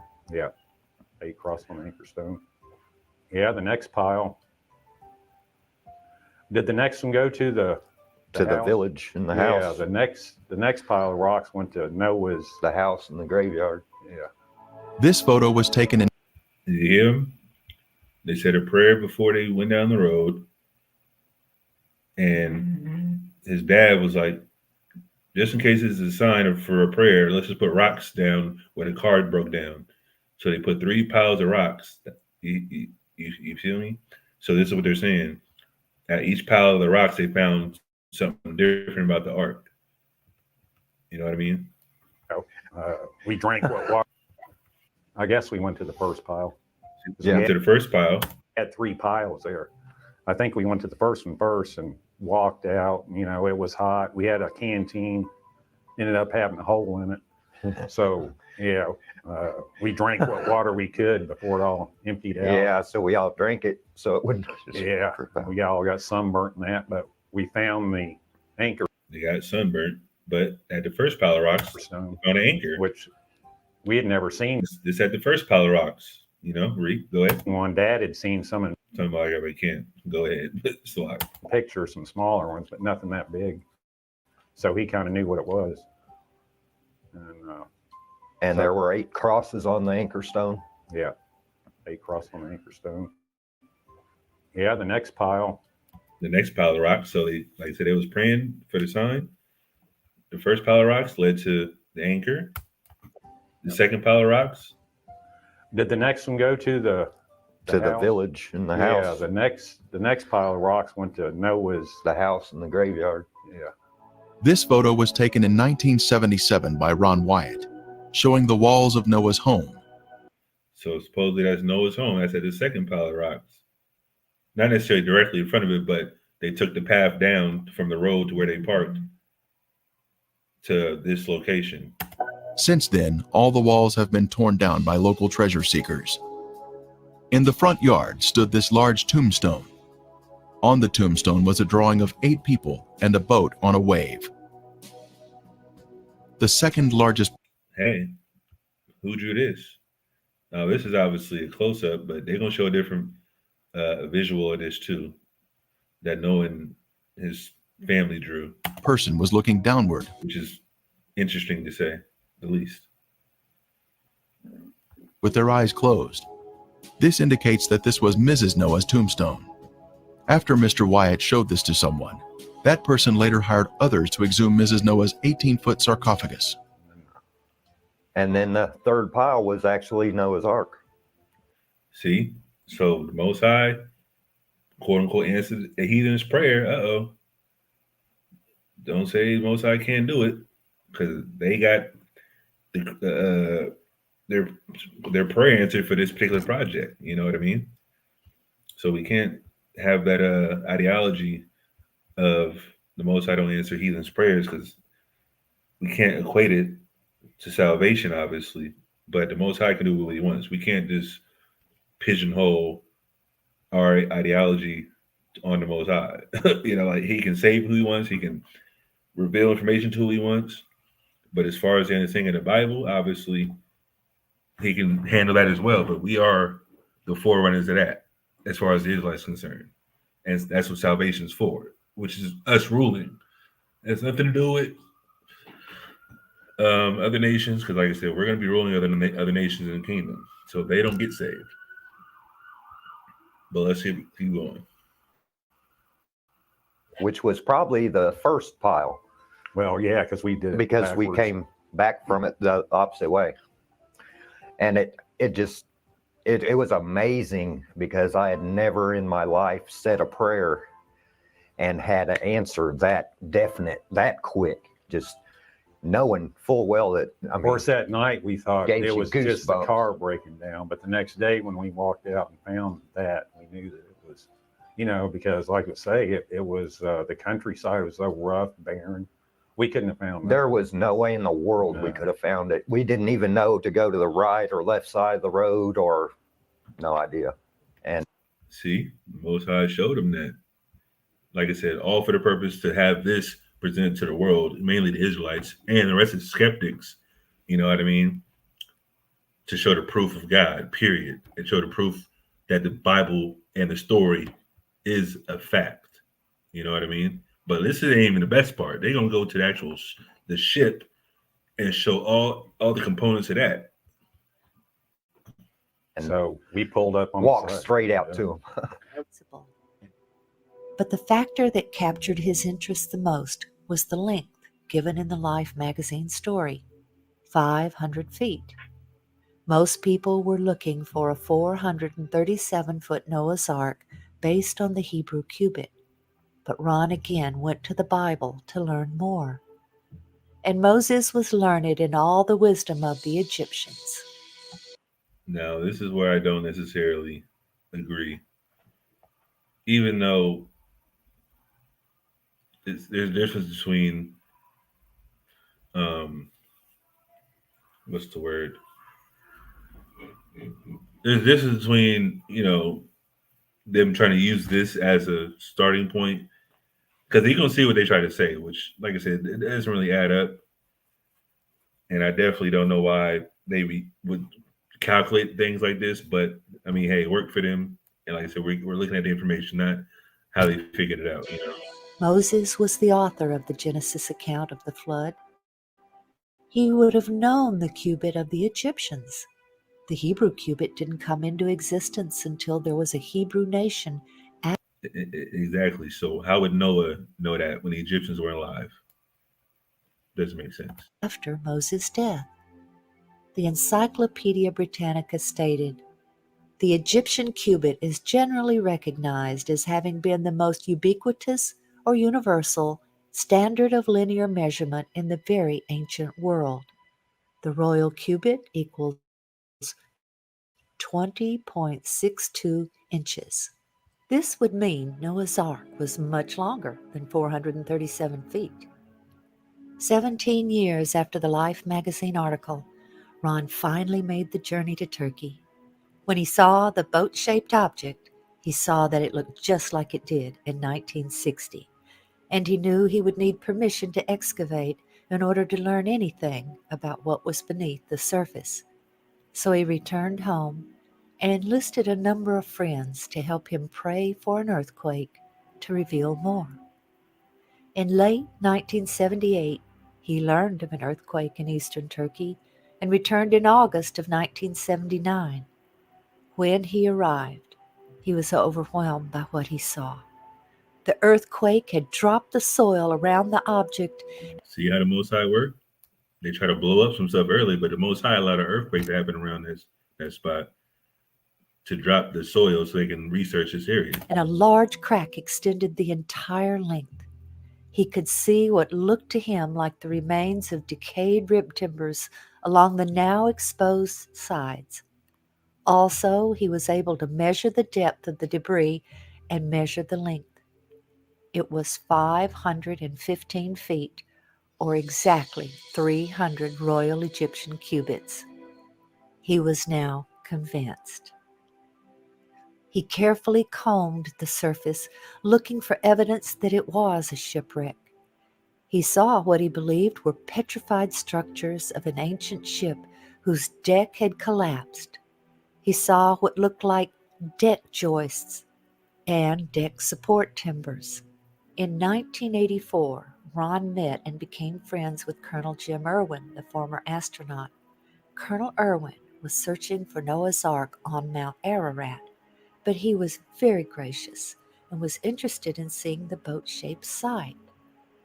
Ron had brought a metal detector to the site to see if there was a pattern of metal readings. In the presence of Colonel Irwin and others on his team, Ron employed the detectors. He found distinct metal lines. See, this is the information. This is the proof. They didn't just go to a spot and measure it. They went into the details. They don't go into the digs and things like that. What machine? Well, I don't know what machine they use, but they're gonna describe it. They're gonna show you. And like I said, mind you, this was in the 80s. You know what I mean? In the early 90s, but they releasing it 20 years later. Entire length of the object, while no metal readings were obtained just outside of it. Ron asked Colonel Irwin, who had impressive scientific community connections, if he could have the strange specimen tested. Colonel Irwin sent the specimen to Los Alamos National Labs, where geophysicist John Baumgartner performed the analysis.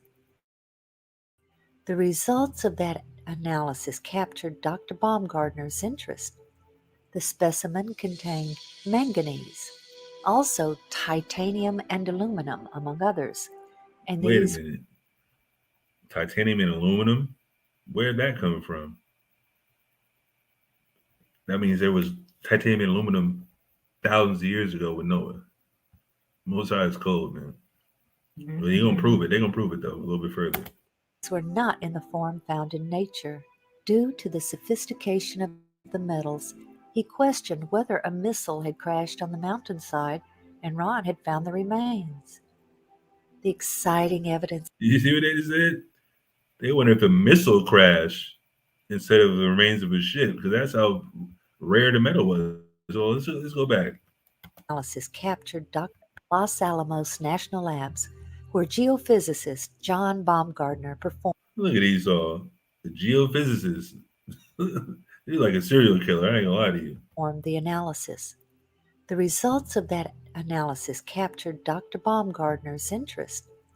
The specimen contained manganese, also titanium and aluminum, among others, and these were not in the form found in nature. This isn't a form found in nature. Interesting. Due to the sophistication of the metals, he questioned whether a missile had crashed on the mountainside and Ron had found the remains. So the elements of the metal and aluminum was so rare, he thought it was more of a modern structure. You know what I mean? From a missile. Like, what? That's crazy. The exciting evidences of the metal lines and the analysis of the specimens brought two new researchers into the work. Dr. Baumgartner and David Fassel, the marine salvage expert who knew all about ships and their construction. They both joined the team. Oh, look at that. Oh, well, wait a minute. Wait, let me get a close up of that.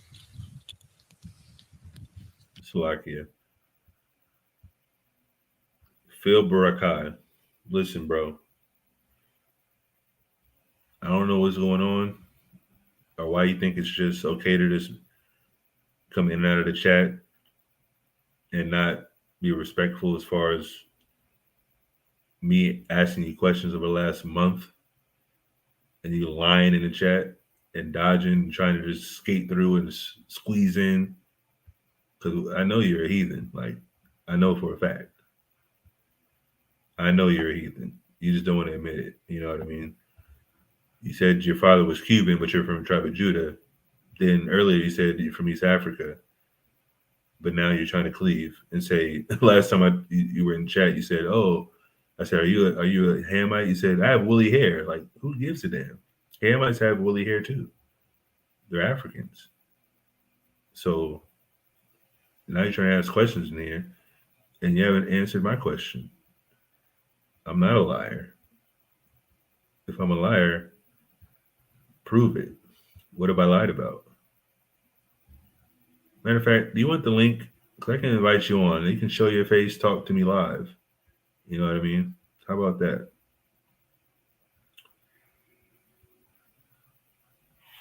I got people in the Bay Area. What's that supposed to mean? Click the link, sir. How about that? Oh, Salaki, I didn't even notice the good sister Dark Child World sent a $10 super chat. The water sister, Yahweh Shemel Shabbat to you for your generous donation. I'm well connected. All right, well, click the link and connect to the live so we can talk. I got what?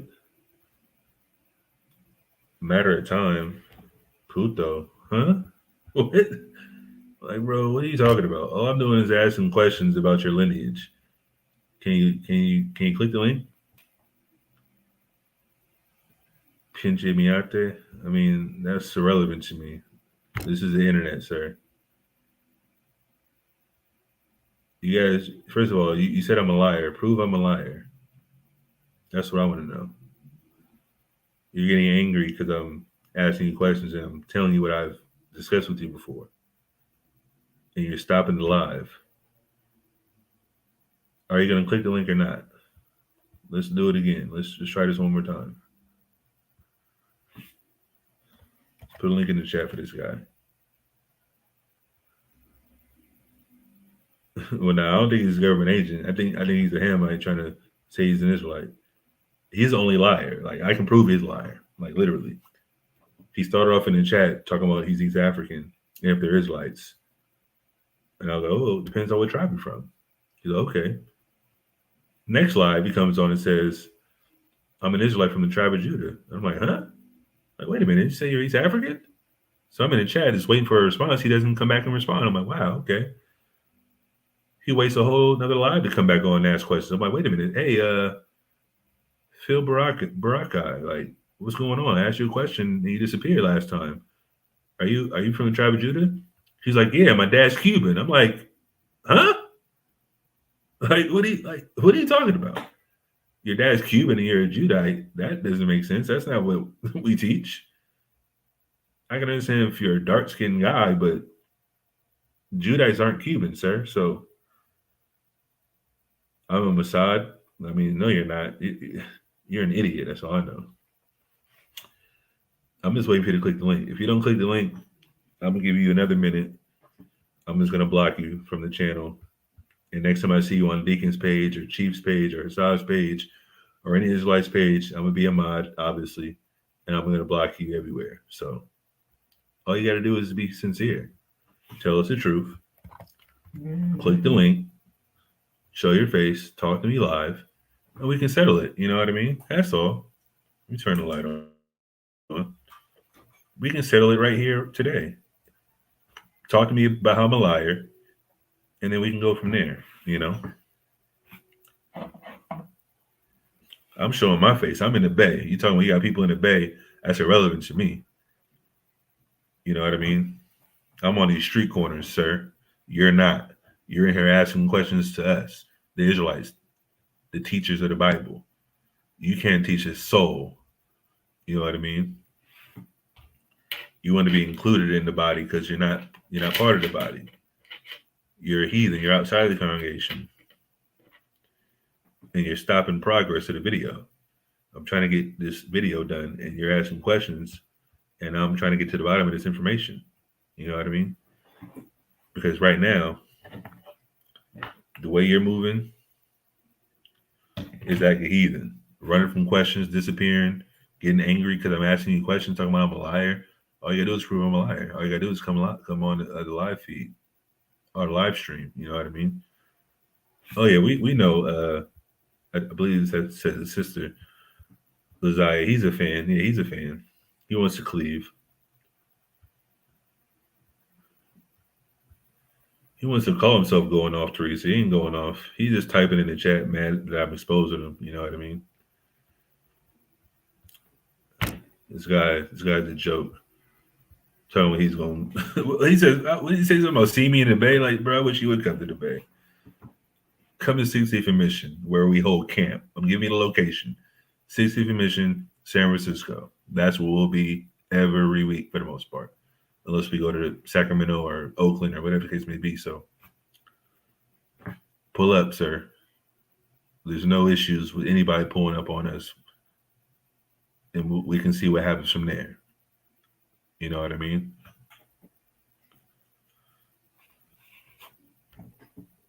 You know what I mean? Exactly. We outside. We on the pavement with it. You feel me? Nah, he ain't clicking the link. He's an idiot. He ain't ready to go live. Like I said, next time you type in the chat, I'm just gonna block him, and he's gonna be left out again. Matter of fact, I don't even want to block him, cause I want him to hide behind another page. Actually. Let's get back to the video, though. You wearing pull-ups, not really about to pull up. Exactly, young simple. This dude's a clown. And like I said, if he's an Israelite, he'd just be honest. Like, we're not allowed to lie to each other. Why would I be lying? He's calling me a liar, but he's not proving it. He's not saying that he can't go live. He can't back up anything. You feel me? And like I said, he's not gonna click the link. You feel me? He's a runner. He's a track star. You feel me? It don't make no sense. But anyway, let's continue with the video, family. We got a little bit of time left. And like I said, I'm just going to go and give my my thoughts and comments, fair use, like I said again, on this video. And it's the last part we're going to stop at before. The nonsense that he brings out about the blood of Christ, which is what you see here. Kind of, You want my hand in there? yeah, just to point at those little flakes of iron that are coming out, like right there. There and there. That's a strong reading. Interesting. They put a metal detector on a pile of rocks, and it's going off. Why would it go off if there's no metal under there? Well, I'd save those frames right there. Okay. Keep walking. Do you want a measuring tape to measure these things, how far apart they are?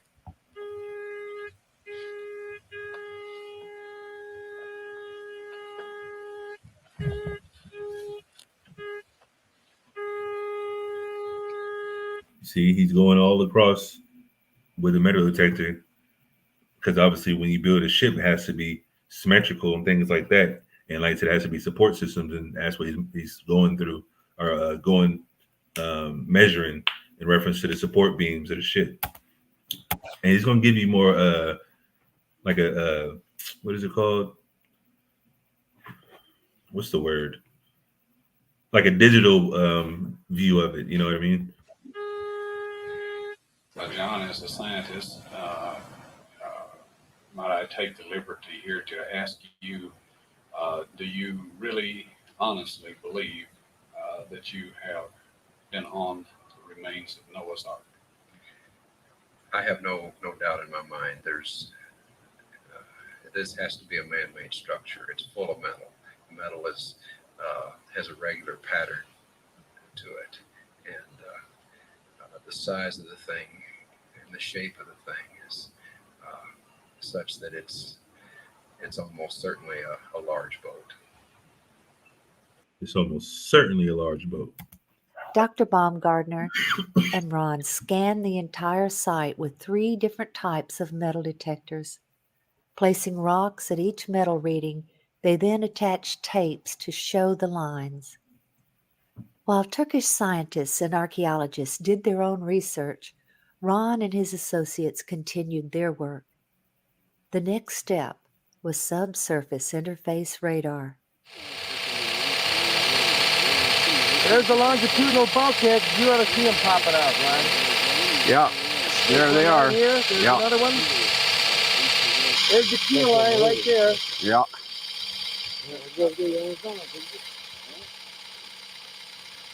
Oh, Ron, the lines are there. The lines are there. See, this is, like I said, this is in the early 90s, so the technology wasn't where it needs to be, but they're going to describe what they're doing right here. Okay, we're going to walk over. Yeah. Take a look. Leave it running so everybody knows that we're not cheating here, right? You got it. Okay.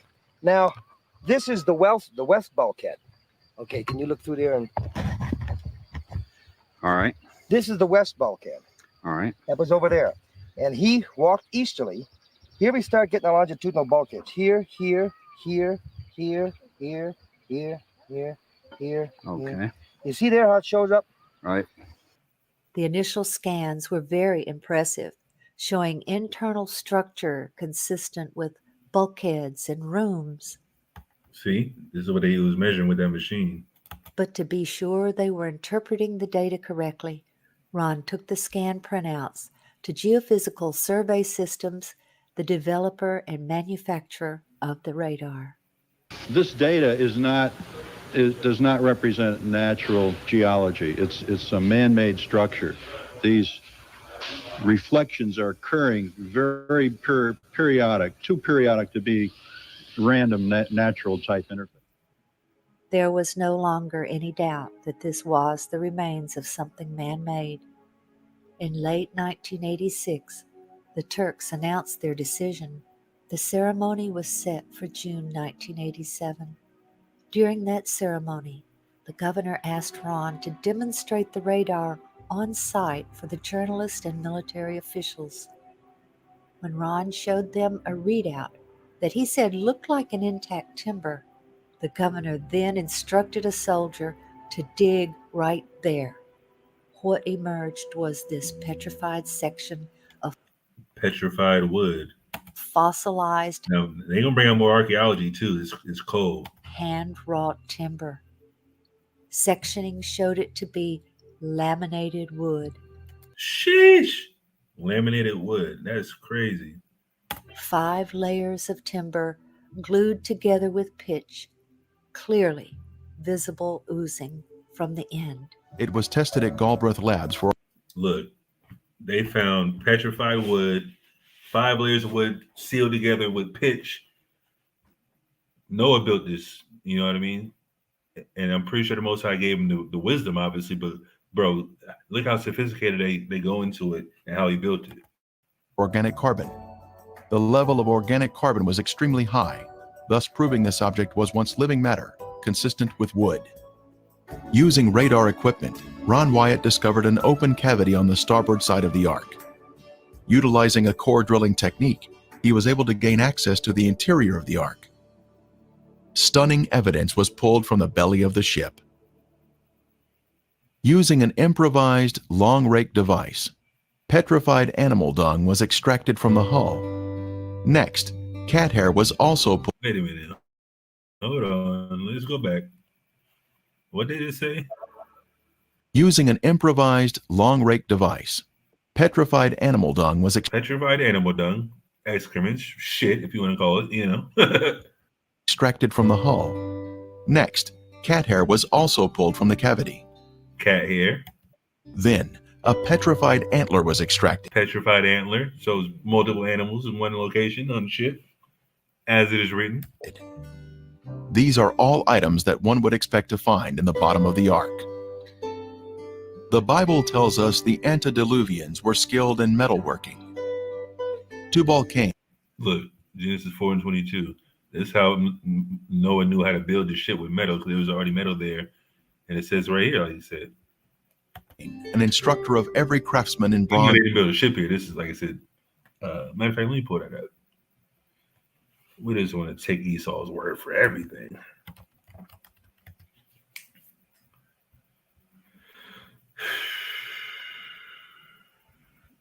See, it does read different here. Let me just pull it up.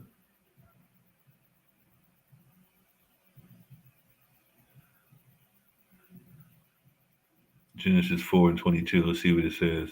And Zillah, she also bare Tubal-Cain, an instructor of every artificer in brass and iron, and the sister of Tubal-Cain was Naamah. So they had information and understanding on how to construct basically tools or structures with brass and iron. That's what it says. Before the flood, you know what I mean?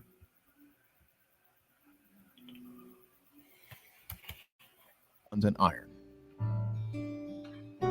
This large metal rivet, or metal washer around a metal rod, was found by Ron Wyatt when he had taken a tour group to the site in 1991. The center rod had been struck while it was hot, causing it to flare out, holding the washer in place.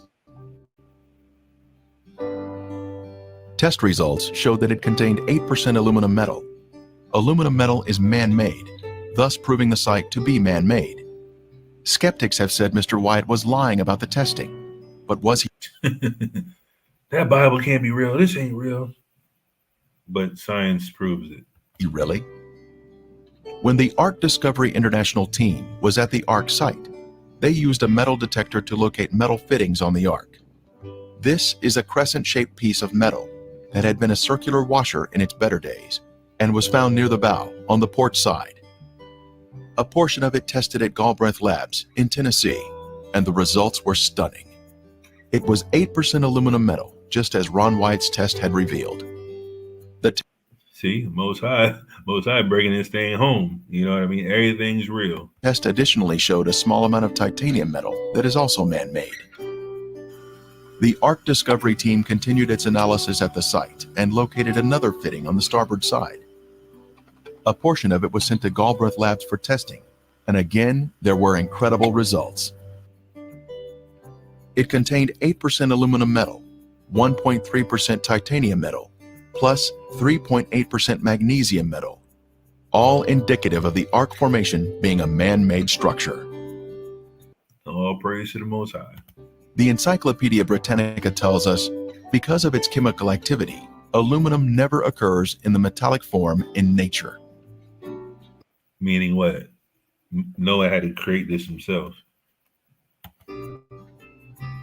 These unique metal components are special markers that were left behind, which prove the site is without a doubt a man-made structure utilizing high-tech construction techniques consistent with what we should find in Noah's Ark. Modern man didn't discover how to make aluminum metal until around 1900, but sheesh, what? That's crazy.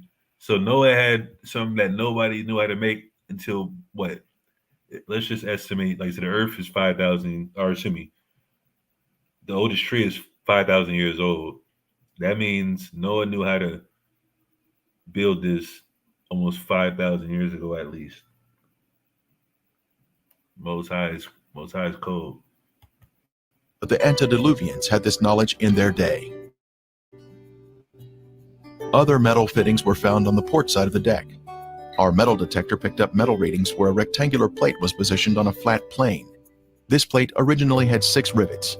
One is still visible on the left side. Right here.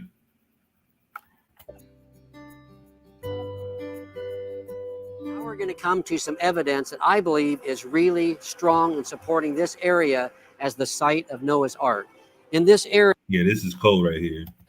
Have been found around 30 drogue and anchor stones. See, this is more the anchors I was telling you about. They found the one, like I said, they had that rock by the road, and they walked down, they found one anchor. But watch what they show here. As mentioned earlier, these drogue and look how big that rock is. That's an anchor for the ship. That's how smart Noah was. Have anchors to basically have the ship go down after the flood was basically the flood waters were going down. Anchor stones were used as ship stabilizers to better withstand storms and cause drag, so ships weren't driven and tossed on the oceans. Found in this area are around 30 of these drogue and anchor stones. See, they got the top where they put the rope. Obviously, it's broken, but that's how big it was. They are found scattered along a path running from west to east. It appears as the waters were receding from the great flood, the drogue stones began hitting the land under the water, and then they were cut loose. See? You can't, man, people cannot get around this, bro. They cannot get around this information. The remaining stones are generally in the area where the ark eventually came to rest. Many of these stones have see, there's another hole where you put the rope through. Holes carved in them for connecting ropes from the ark to the stones. Some of the holes have broken over the years in some of the stones. So on the tops of these stones, they had holes in them, and the ropes would go through those holes, and then they were attached to the ark. These drogue stones were continually used in ancient times after the flood and can be found in places like Israel and the Nile River in Egypt. So these drogue stones were something commonly used in ancient ship sailing, and they were used as ballast. They were used as stabilizers to keep the ship stable and to keep it headed into the waves so that it wasn't tossed to and fro on the oceans. These drogue stones are over 200 miles from the closest ocean and about 5,300 feet or 1,615 meters above sea level. They have no business being here other than that a huge ship like the Ark dropped them here. So they're a long ways from any water, and they have no business to be here other than... You see what he said? The rocks have no business being here. Let's rewind that. Let's rewind it a little bit. River in Egypt. So these drogue stones were something commonly used in ancient ship sailing, and they were used as ballast. They were used as stabilizers to keep the ship stable and to keep it headed into the waves so that it wasn't tossed to and fro on the oceans. These drogue stones are over 200 miles from the closest ocean and about 5,300 feet. tossed to and fro on the ocean. Let's listen again real quick. These drogue stones are over 200 miles from the closest ocean. Over 200 miles from the closest ocean, which is probably over here, Caspian Sea. And about 5,300 feet or 1,615 meters above sea level. Above sea level. How to get above sea level that high? That's like a mountain range. You know what I mean? There's no water available for that ship to get that high. You can't get around it. They have no business being here. Other than that, a huge ship like the Ark dropped them here. So they're a long ways from any water, and they have no business to be here. Other than that, a large ship dropped them here. The numerous stones discovered near the Drupanar site are the largest ever discovered in the world. This would make sense as the Ark was massive in size and would need extra large stones to stabilize. Wait a minute. Let's listen to this real quick. Hold on. What is Drop that? them here. The numerous stones discovered near the Drupanar site are the largest ever discovered in the world. This would make sense as the Ark was massive in size and would need extra large stones to stabilize it. Many of these stones have crosses carved on them from early Christians visiting this site, and others have crosses that are from the Crusader period from around 1200 AD. Some of the stones have 8 crosses on them, representing Noah and his family that were saved from the flood. Several of the stones have been used as grave markers as well. One of these stones has an ancient carving that appears to be the Tower of Babel. Interesting. See what that structure? Let's just look at it real quick. Hold on. Let me go here. Because we have done videos on it. Chief has it at least. Let's see if it matches this picture. Because they were there for it.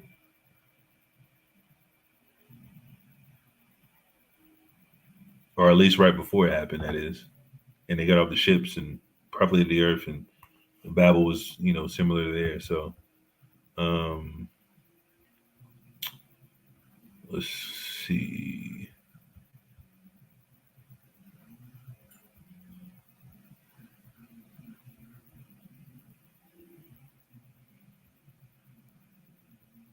See if this matches.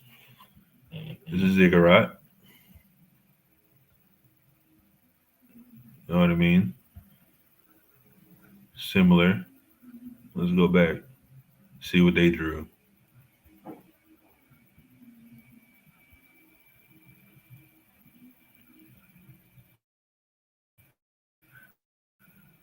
It's a structure like a pyramid almost, but it's steps and all that type of stuff. It's damn near the same thing. The 3 layers carved on this stone are believed to represent the 3 levels or decks of the Ark as mentioned in the Bible. Another stone has unknown ancient writings on it that have yet to be interpreted and translated. All these carvings reveal. This isn't. All of these letters don't look like Hebrew. This one does. This could be Hebrew right here, but like I said, they wrote the Tower of Babel. That could be like where one of the sons stayed, or not one of the sons, but the lineages stayed in this area before Pangea, and they wrote this down. So, that's just my thoughts on that. Reveal that this site was venerated long ago and visited by religious people for thousands of years. Another large stone is believed to have been used as a sounding stone for measuring the depth of the water under the Ark. In 1990, Ron performed what he called a mini excavation, where he took shovels and bent the blades into a giant razor. He and his associates then shaved off a very thin layer from one section, smoothing it to show the color difference between the structure members and the matrix.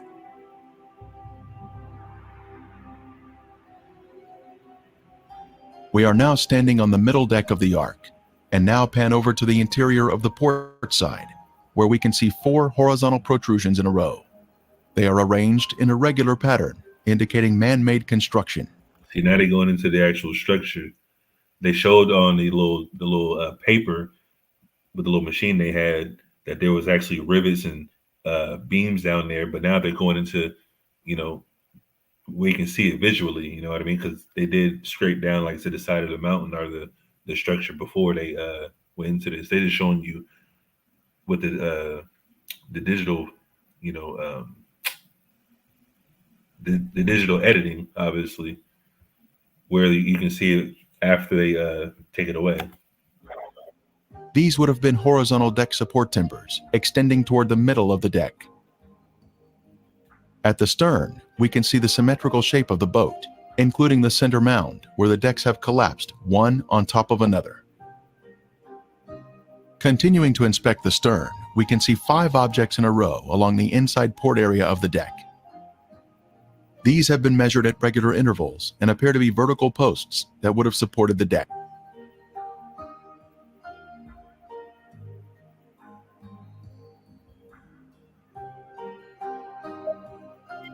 See, it's showing them each all in the middle of the grass, in the middle of nowhere.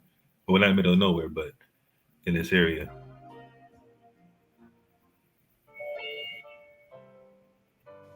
Resistivity imaging is complex and has improved greatly with the advent of more powerful computers and resistivity systems. Basically, an electrical charge is used to map underground features based on the electrical resistance of the objects under the earth.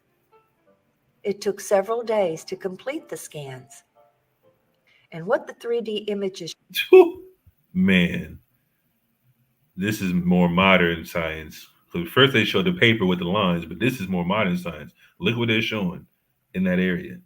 This is where the ship is, period. You can't, they cannot refute this ever. You know what I mean? So if anybody ever tells you the Bible isn't real, just take them to this video or this part exactly. You know, because they can say something about the burnt mountain, the Mount Horeb rock, and things like that.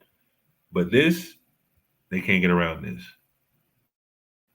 Showed was consistent with that of a ship that had suffered a great deal of damage. After all, if it is Noah's Ark, as we all believe, it is the oldest man-made object on Earth and is impaled on a massive outcrop of rock. The scans clearly showed that this was not a natural object, and it looked like a massive shipwreck.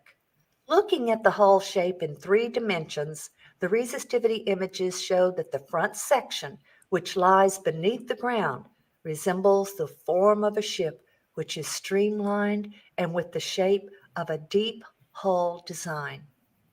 The resistivity values of the material forming the hull are also the same above the ground as they are beneath. This indicates that the same material makes up the entire hull shape and that this material is relatively impermeable to water. It is a hard substance which has retained its shape. Around the edge of the site are features which Ron believed to be the ribs of the ship. The scans revealed even more encouraging evidence than we could have ever asked for. They showed that the material forming these ribs continued below the ground surface and curved underneath the vessel, just as a rib timber would be expected. The electrical resistivity of the material forming the rib was more resistive than the surrounding mud, and the level of resistivity did not appear to change with depth. Ron Wyatt used to point on the inner side of the ship's hull to a series of equally spaced protrusions.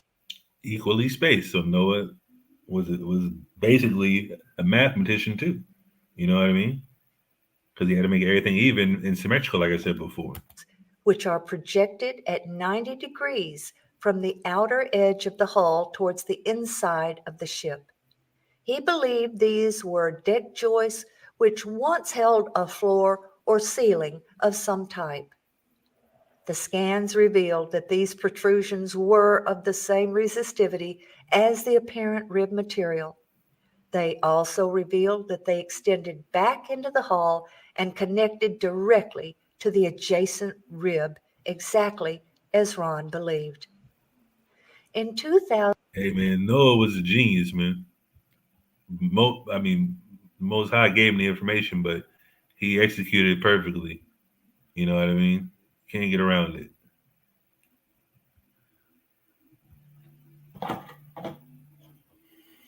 So can I play? The hell? Play. 2019, radar scans were again done, which we helped finance but were not present for. They also revealed the presence of straight lines, which were consistent with walls, and 90-degree lines consistent with being rooms. We believe this is a ship, a massive ship. It bears the shape of a ship and the features of a ship. It is 6,300 feet up in the mountains of Ararat. The internal features are exactly the dimensions given in the Bible using the ancient cubit of 20.6 inches, later called the Royal Egyptian Cubit. Finding Noah's Ark means nothing if it does not strengthen our faith or lead a non-believer to the knowledge of the truth that we have a Creator who loves us and wants. This is where I disagree. Most High don't love Edomites.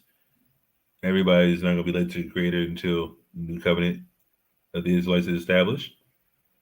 And, that's the bottom line because the Most High said so, But let's complete this video. Wants us to come to Him and be saved by the blood of His Son. Photos taken at different times of the year have brought out different features of the boat. There was so much convincing evidence uncovered at the site that the Turkish government declared this area to be Noah's Ark National Park. And yet today, the world is unaware of this amazing discovery. Noah's Ark National Park. So this has already been confirmed by other countries, or Turkey, because it's in Turkey. But scoffers do exist still. You know what I mean? I don't know why they would deny this. After this, like I said, this alone, everything else, you can, oh my God, like, no, it's not. No, you can't deny this, period.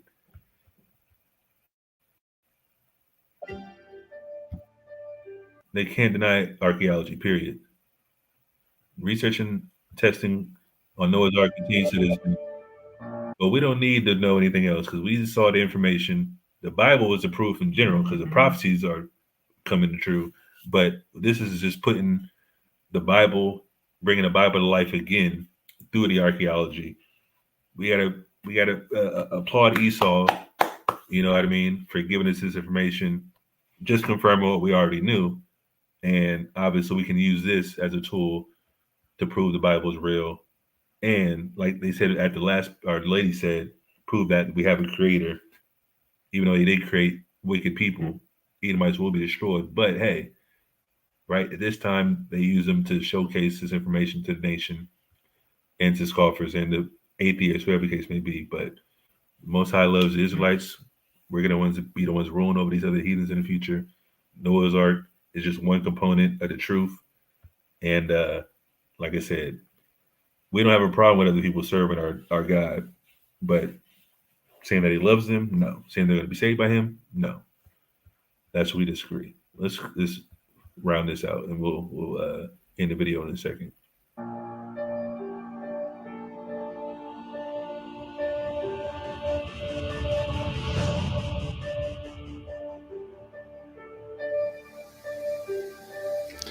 When I started praying that God would change me and do whatever was necessary in my life so that he could work in and through me to help others come to him and be saved.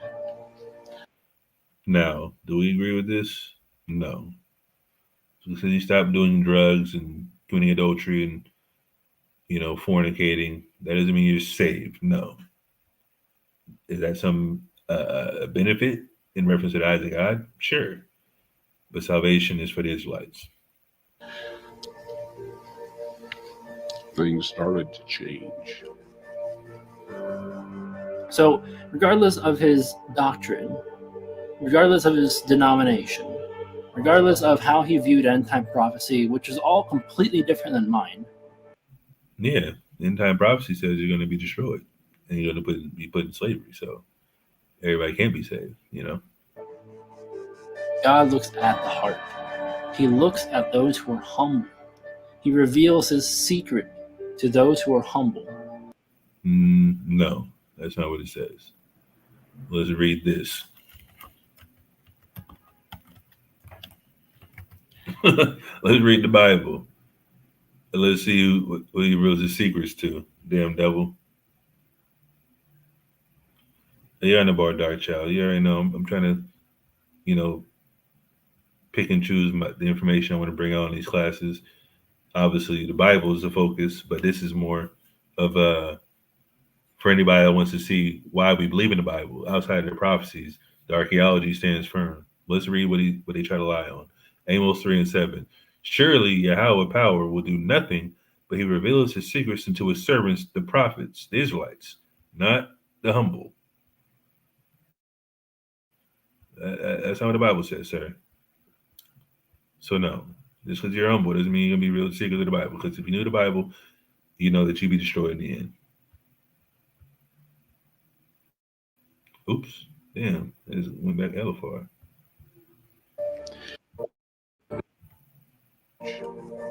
Regardless of his denomination, regardless of how he viewed end-time prophecy, which is all completely different than mine, God looks at the heart. He looks at those who are humble. He reveals his secret to those who are humble and those who truly are seeking him. We proved that to be false, but sure. Appreciate the video.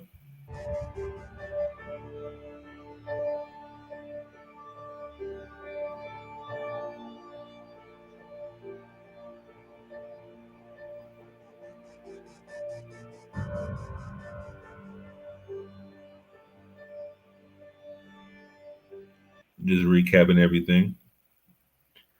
They found the chariots in the Red Sea after the Exodus.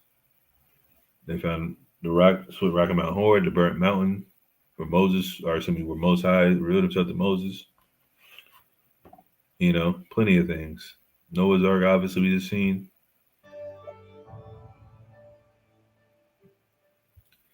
This is where we end it because he's going into some BS on this video that I don't subscribe to. He found the blood of Jesus in the tomb. No, that never happened. That's ridiculous. But anyways, that's pretty much the conclusion of this class. We've been on for 2 hours, 45 minutes.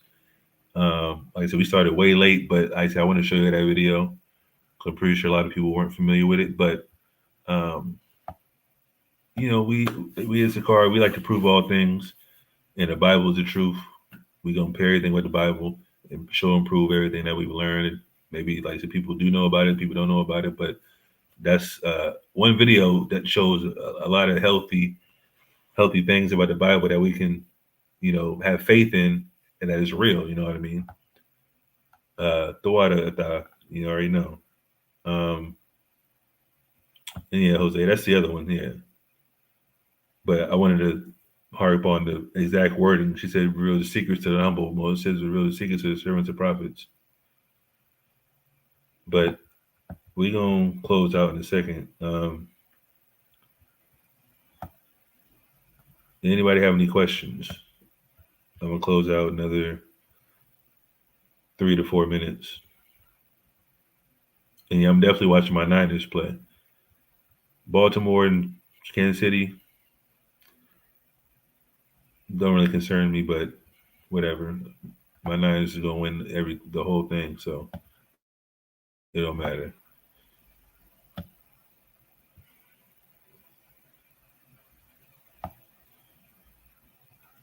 Shalom, Tanya. Shalom, Dark Child. Yeah, I'm going for the Ravens too. Actually, we need our revenge in the Super Bowl. But anybody have any questions? We got 2 minutes left, 3 minutes or whatever.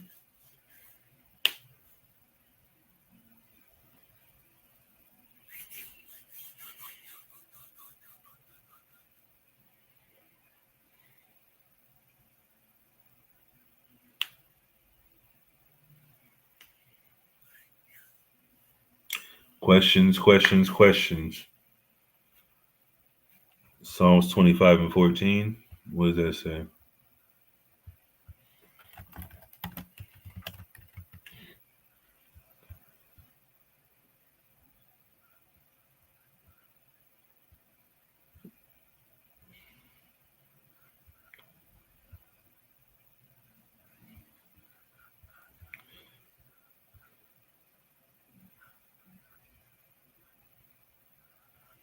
Psalms 25 and 14. The secret of the Lord is with them that fear him, and he will show them his covenant. Who wrote this? Does it say? Oh, it doesn't say. Oh, Psalm of David. Yeah, David wrote this. And how do we fear the Most High? Keeping his commandments. What's the covenant? The covenant with Abraham, Isaac, and Jacob. Again, it's about the Israelites. So I appreciate the precept, brother. Zakai Israel, great precept. Flat Earth question. What about the flat Earth?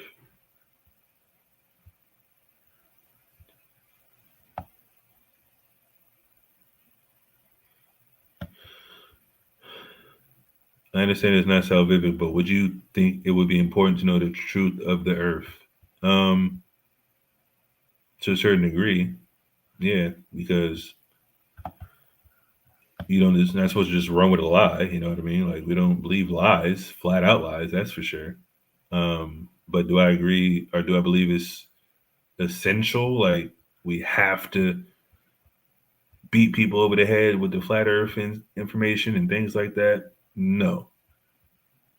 But I don't have a problem with saying it. You know what I mean? We believe it's more of a terrarium. That's what we believe. Let me pull that up for you, actually.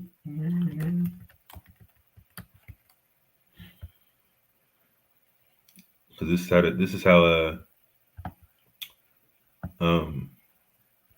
we see the earth, or how it describes the earth, which is more credence to the, I don't want to say flat earth per se, but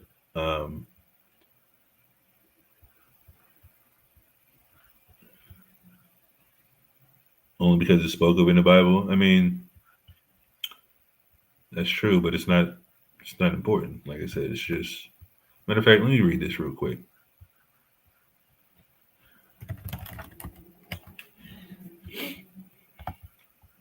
Let's read this in Sirach. Is it in Sirach?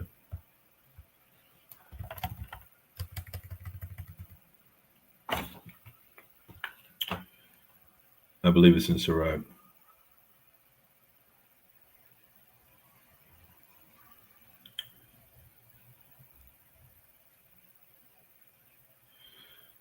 Yeah, it's in Sirach. Let me pull this up because I have the KJV 1611 isn't on the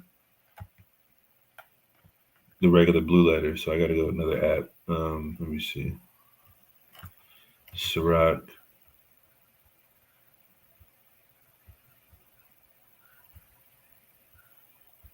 Sirach 3. Where am I at? Oh, let me share my screen. Then I'm going to show you about the terrarium. 3 and 21. Seek not out the things that are too hard for thee, neither search the things that are above thy strength.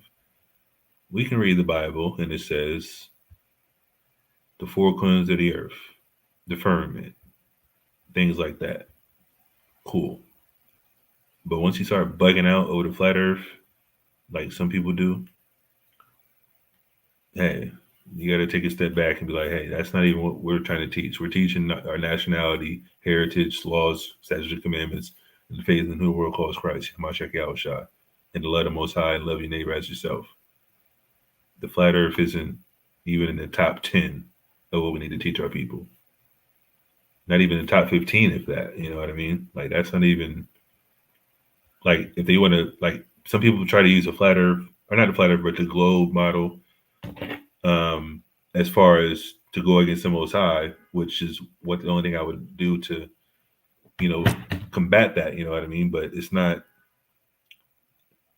something that I would focus on. You know what I mean? But let's go here. Let's read what the terrarium is. A terrarium or terrariums is usually a sealable glass container containing soil and plants that can be open for maintenance to access the plants inside. However, terraria can also be open to the atmosphere. Terraria are often kept as ornamental items. A closed terrarium's transparent walls allow heat and light to enter, creating a unique environment for plant growth. Heat entering the sealed container allows the creation of a small water cycle due to evaporating moisture from the soil and plants. The water vapor then condenses onto the walls of the container, eventually falling back onto the plants and soil below. Light passing through the transparent walls, allowing photosynthesis with a constant water supply, provide an ideal environment for plants. Open terraria are not sealed and are better suited to plants requiring a more arid environment. So that's what we believe. This first part is closed, transparent walls allow heat and light to enter, creating a unique environment for plant growth. And it says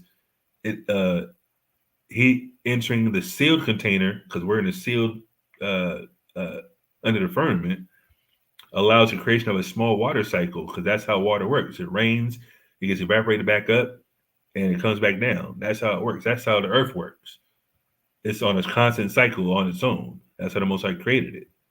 You know what I mean?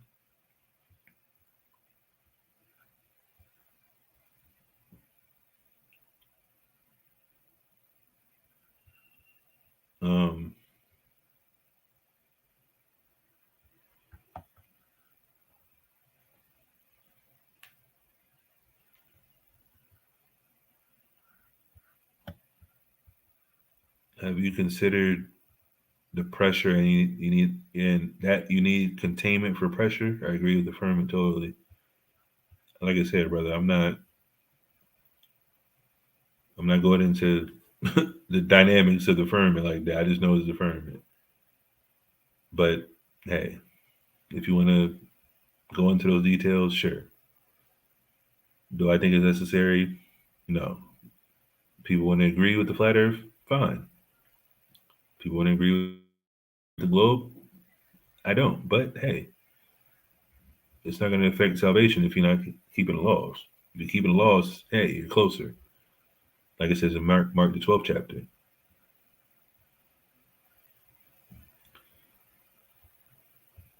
The Most High let Isaiah know the difference between a ball and a circle, and that's in the Bible.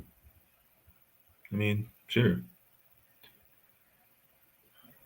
That wasn't his main message, but I mean, that's a good observation. You believe the earth is round? Cool. Run tell that. Yeah, Zabak is powerful. That's my guy. I met him a couple times. It just seems to be a counsel against it. I mean, that's just what people are taught. They're taught all type of false narratives in history, growing up in school and things like that. You remember what happened with Steph Curry and Kyrie? Steph Curry said we never been to the moon. Kyrie said the earth is flat. They try to embarrass him on national TV because that's the narrative they want to push. But, you know, people are going to believe what the mainstream says, which is evolution, dinosaurs, global Earth, circle Earth. You know, they say in the church, just imagine they say in science, you know what I mean? It's like, it's ridiculous.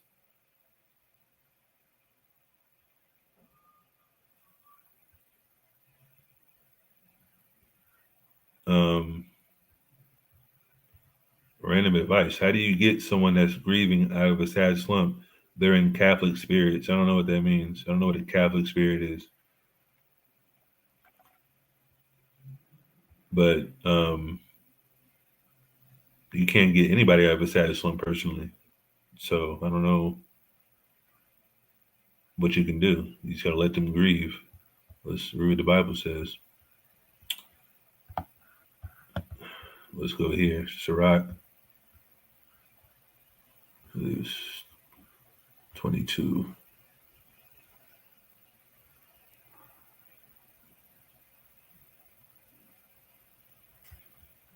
Let me see.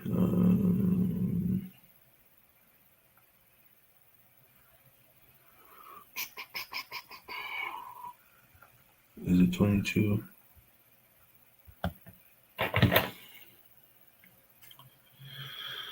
I just read something yesterday that was cold too. Where was it at?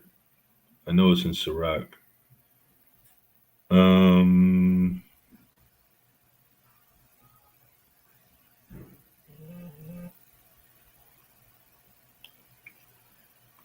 Sirach. Let me find this real quick.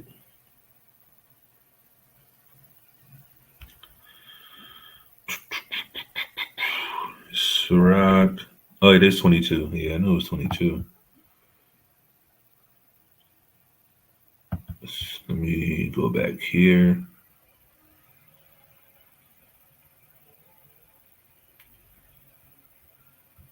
We already talked about this at camp. Garland.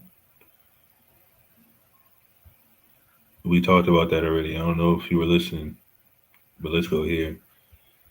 Sirach 22 and 11. Weep for the dead, for he has lost the light, and weep for the fool, for he hath wanted understanding. Make little weeping for the dead. That's what the wisdom says. Make little weeping for the dead, for he is at rest. But the life of the fool is worse than death. 7 days do men mourn for him that is dead, but for a fool and an ungodly man all the days of his life. So obviously 7 days isn't literal. It's talking a complete number of days. So them being in a slump, whatever days that's at, only the Most High knows. You know what I mean? They're going to have to pull themselves out. But let me find another one I was looking at. What did it say? I forgot how it's worded.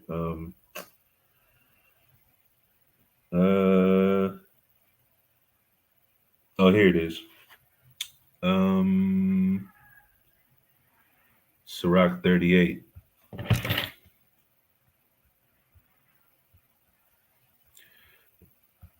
Let me go back here. Oops, what the hell? That was weird.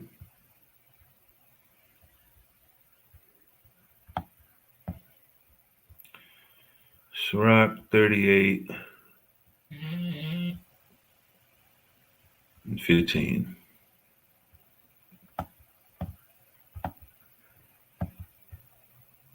Sirach 16. My son, let tears fall down over the dead, and begin to lament, so mourn, as if thou hast suffered great harm thyself, and then cover his body according to the custom, and neglect not his burial. So obviously this is somebody that's you have to bury personally. Weep bitterly and make great moan, and use lamentation as he is worthy, and that a day or two, lest thou be evil spoken of. And then comfort thyself for thy heaviness. So to comfort yourself, not be in a slump. For of heaviness cometh death, and the heaviness of the heart, which is your mind, breaketh your strength. So being caught up in your mind and being sad in your mind, things like that, is going to break your strength. You know what I mean? So you can't. That's why it says should in Surah 22 should be a complete number of days you mourn, not just be in a slump like that. In affliction also sorrow remaineth, and the life of the poor is the curse of the heart. Take no heaviness to heart, drive it away, and remember the last end. Forget it not, for there is no turning again. Thou shalt not do him good, but hurt thyself. You're gonna hurt yourself by mourning. Is that it? I think that's. Well, yeah. Let me go down here, verse 23.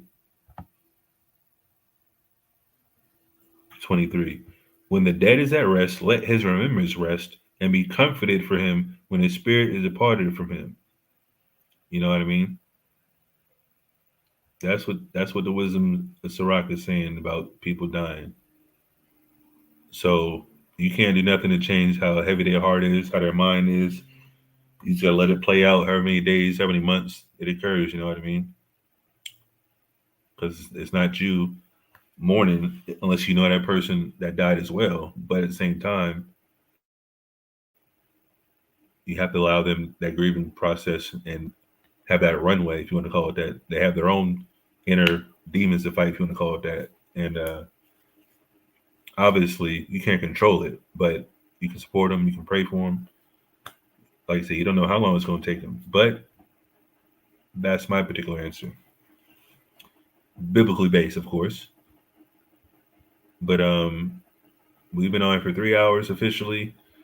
I'm gonna close out. Give all praise, honor, and glory to Yahweh by Shem Mashiach Yahushai. Till next week, Meals of Zeal. We're gonna come with the topic again. Stay fervent in the spirit. If you're in the truth, like I said, you gotta bring people in this thing. You know what I mean? We don't know how long we're gonna be here because there's a lot of idiots around here, especially people in the truth. You know what I mean? There's a lot of idiots in the truth. There's a lot of people that are portraying to be in the truth and doing wickedness. So it might be longer than we think.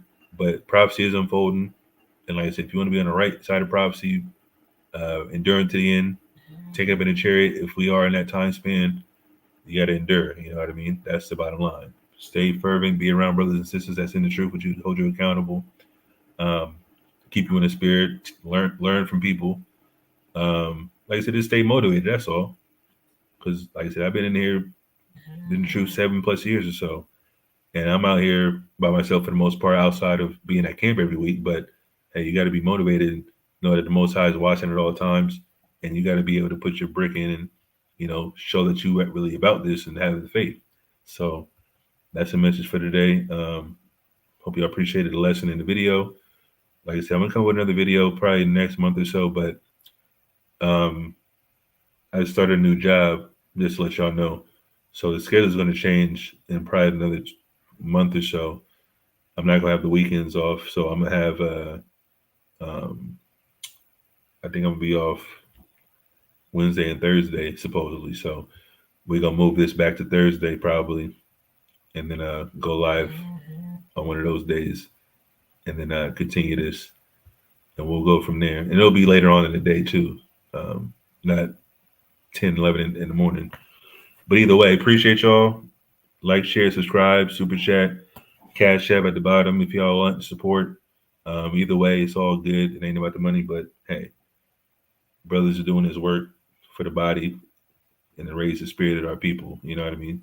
Like it says, Ezekiel 37, raise up a great army spiritually. And, Sakari, we definitely gonna be 10 toes down in this thing, as our ancient forefathers were in the Maccabees, going against the Roman Empire, going against these sellouts. You know what I mean? So we're gonna go hard in the truth, like we know we do. So that's all you can expect from us. All praise to the Most High. Shalom, family.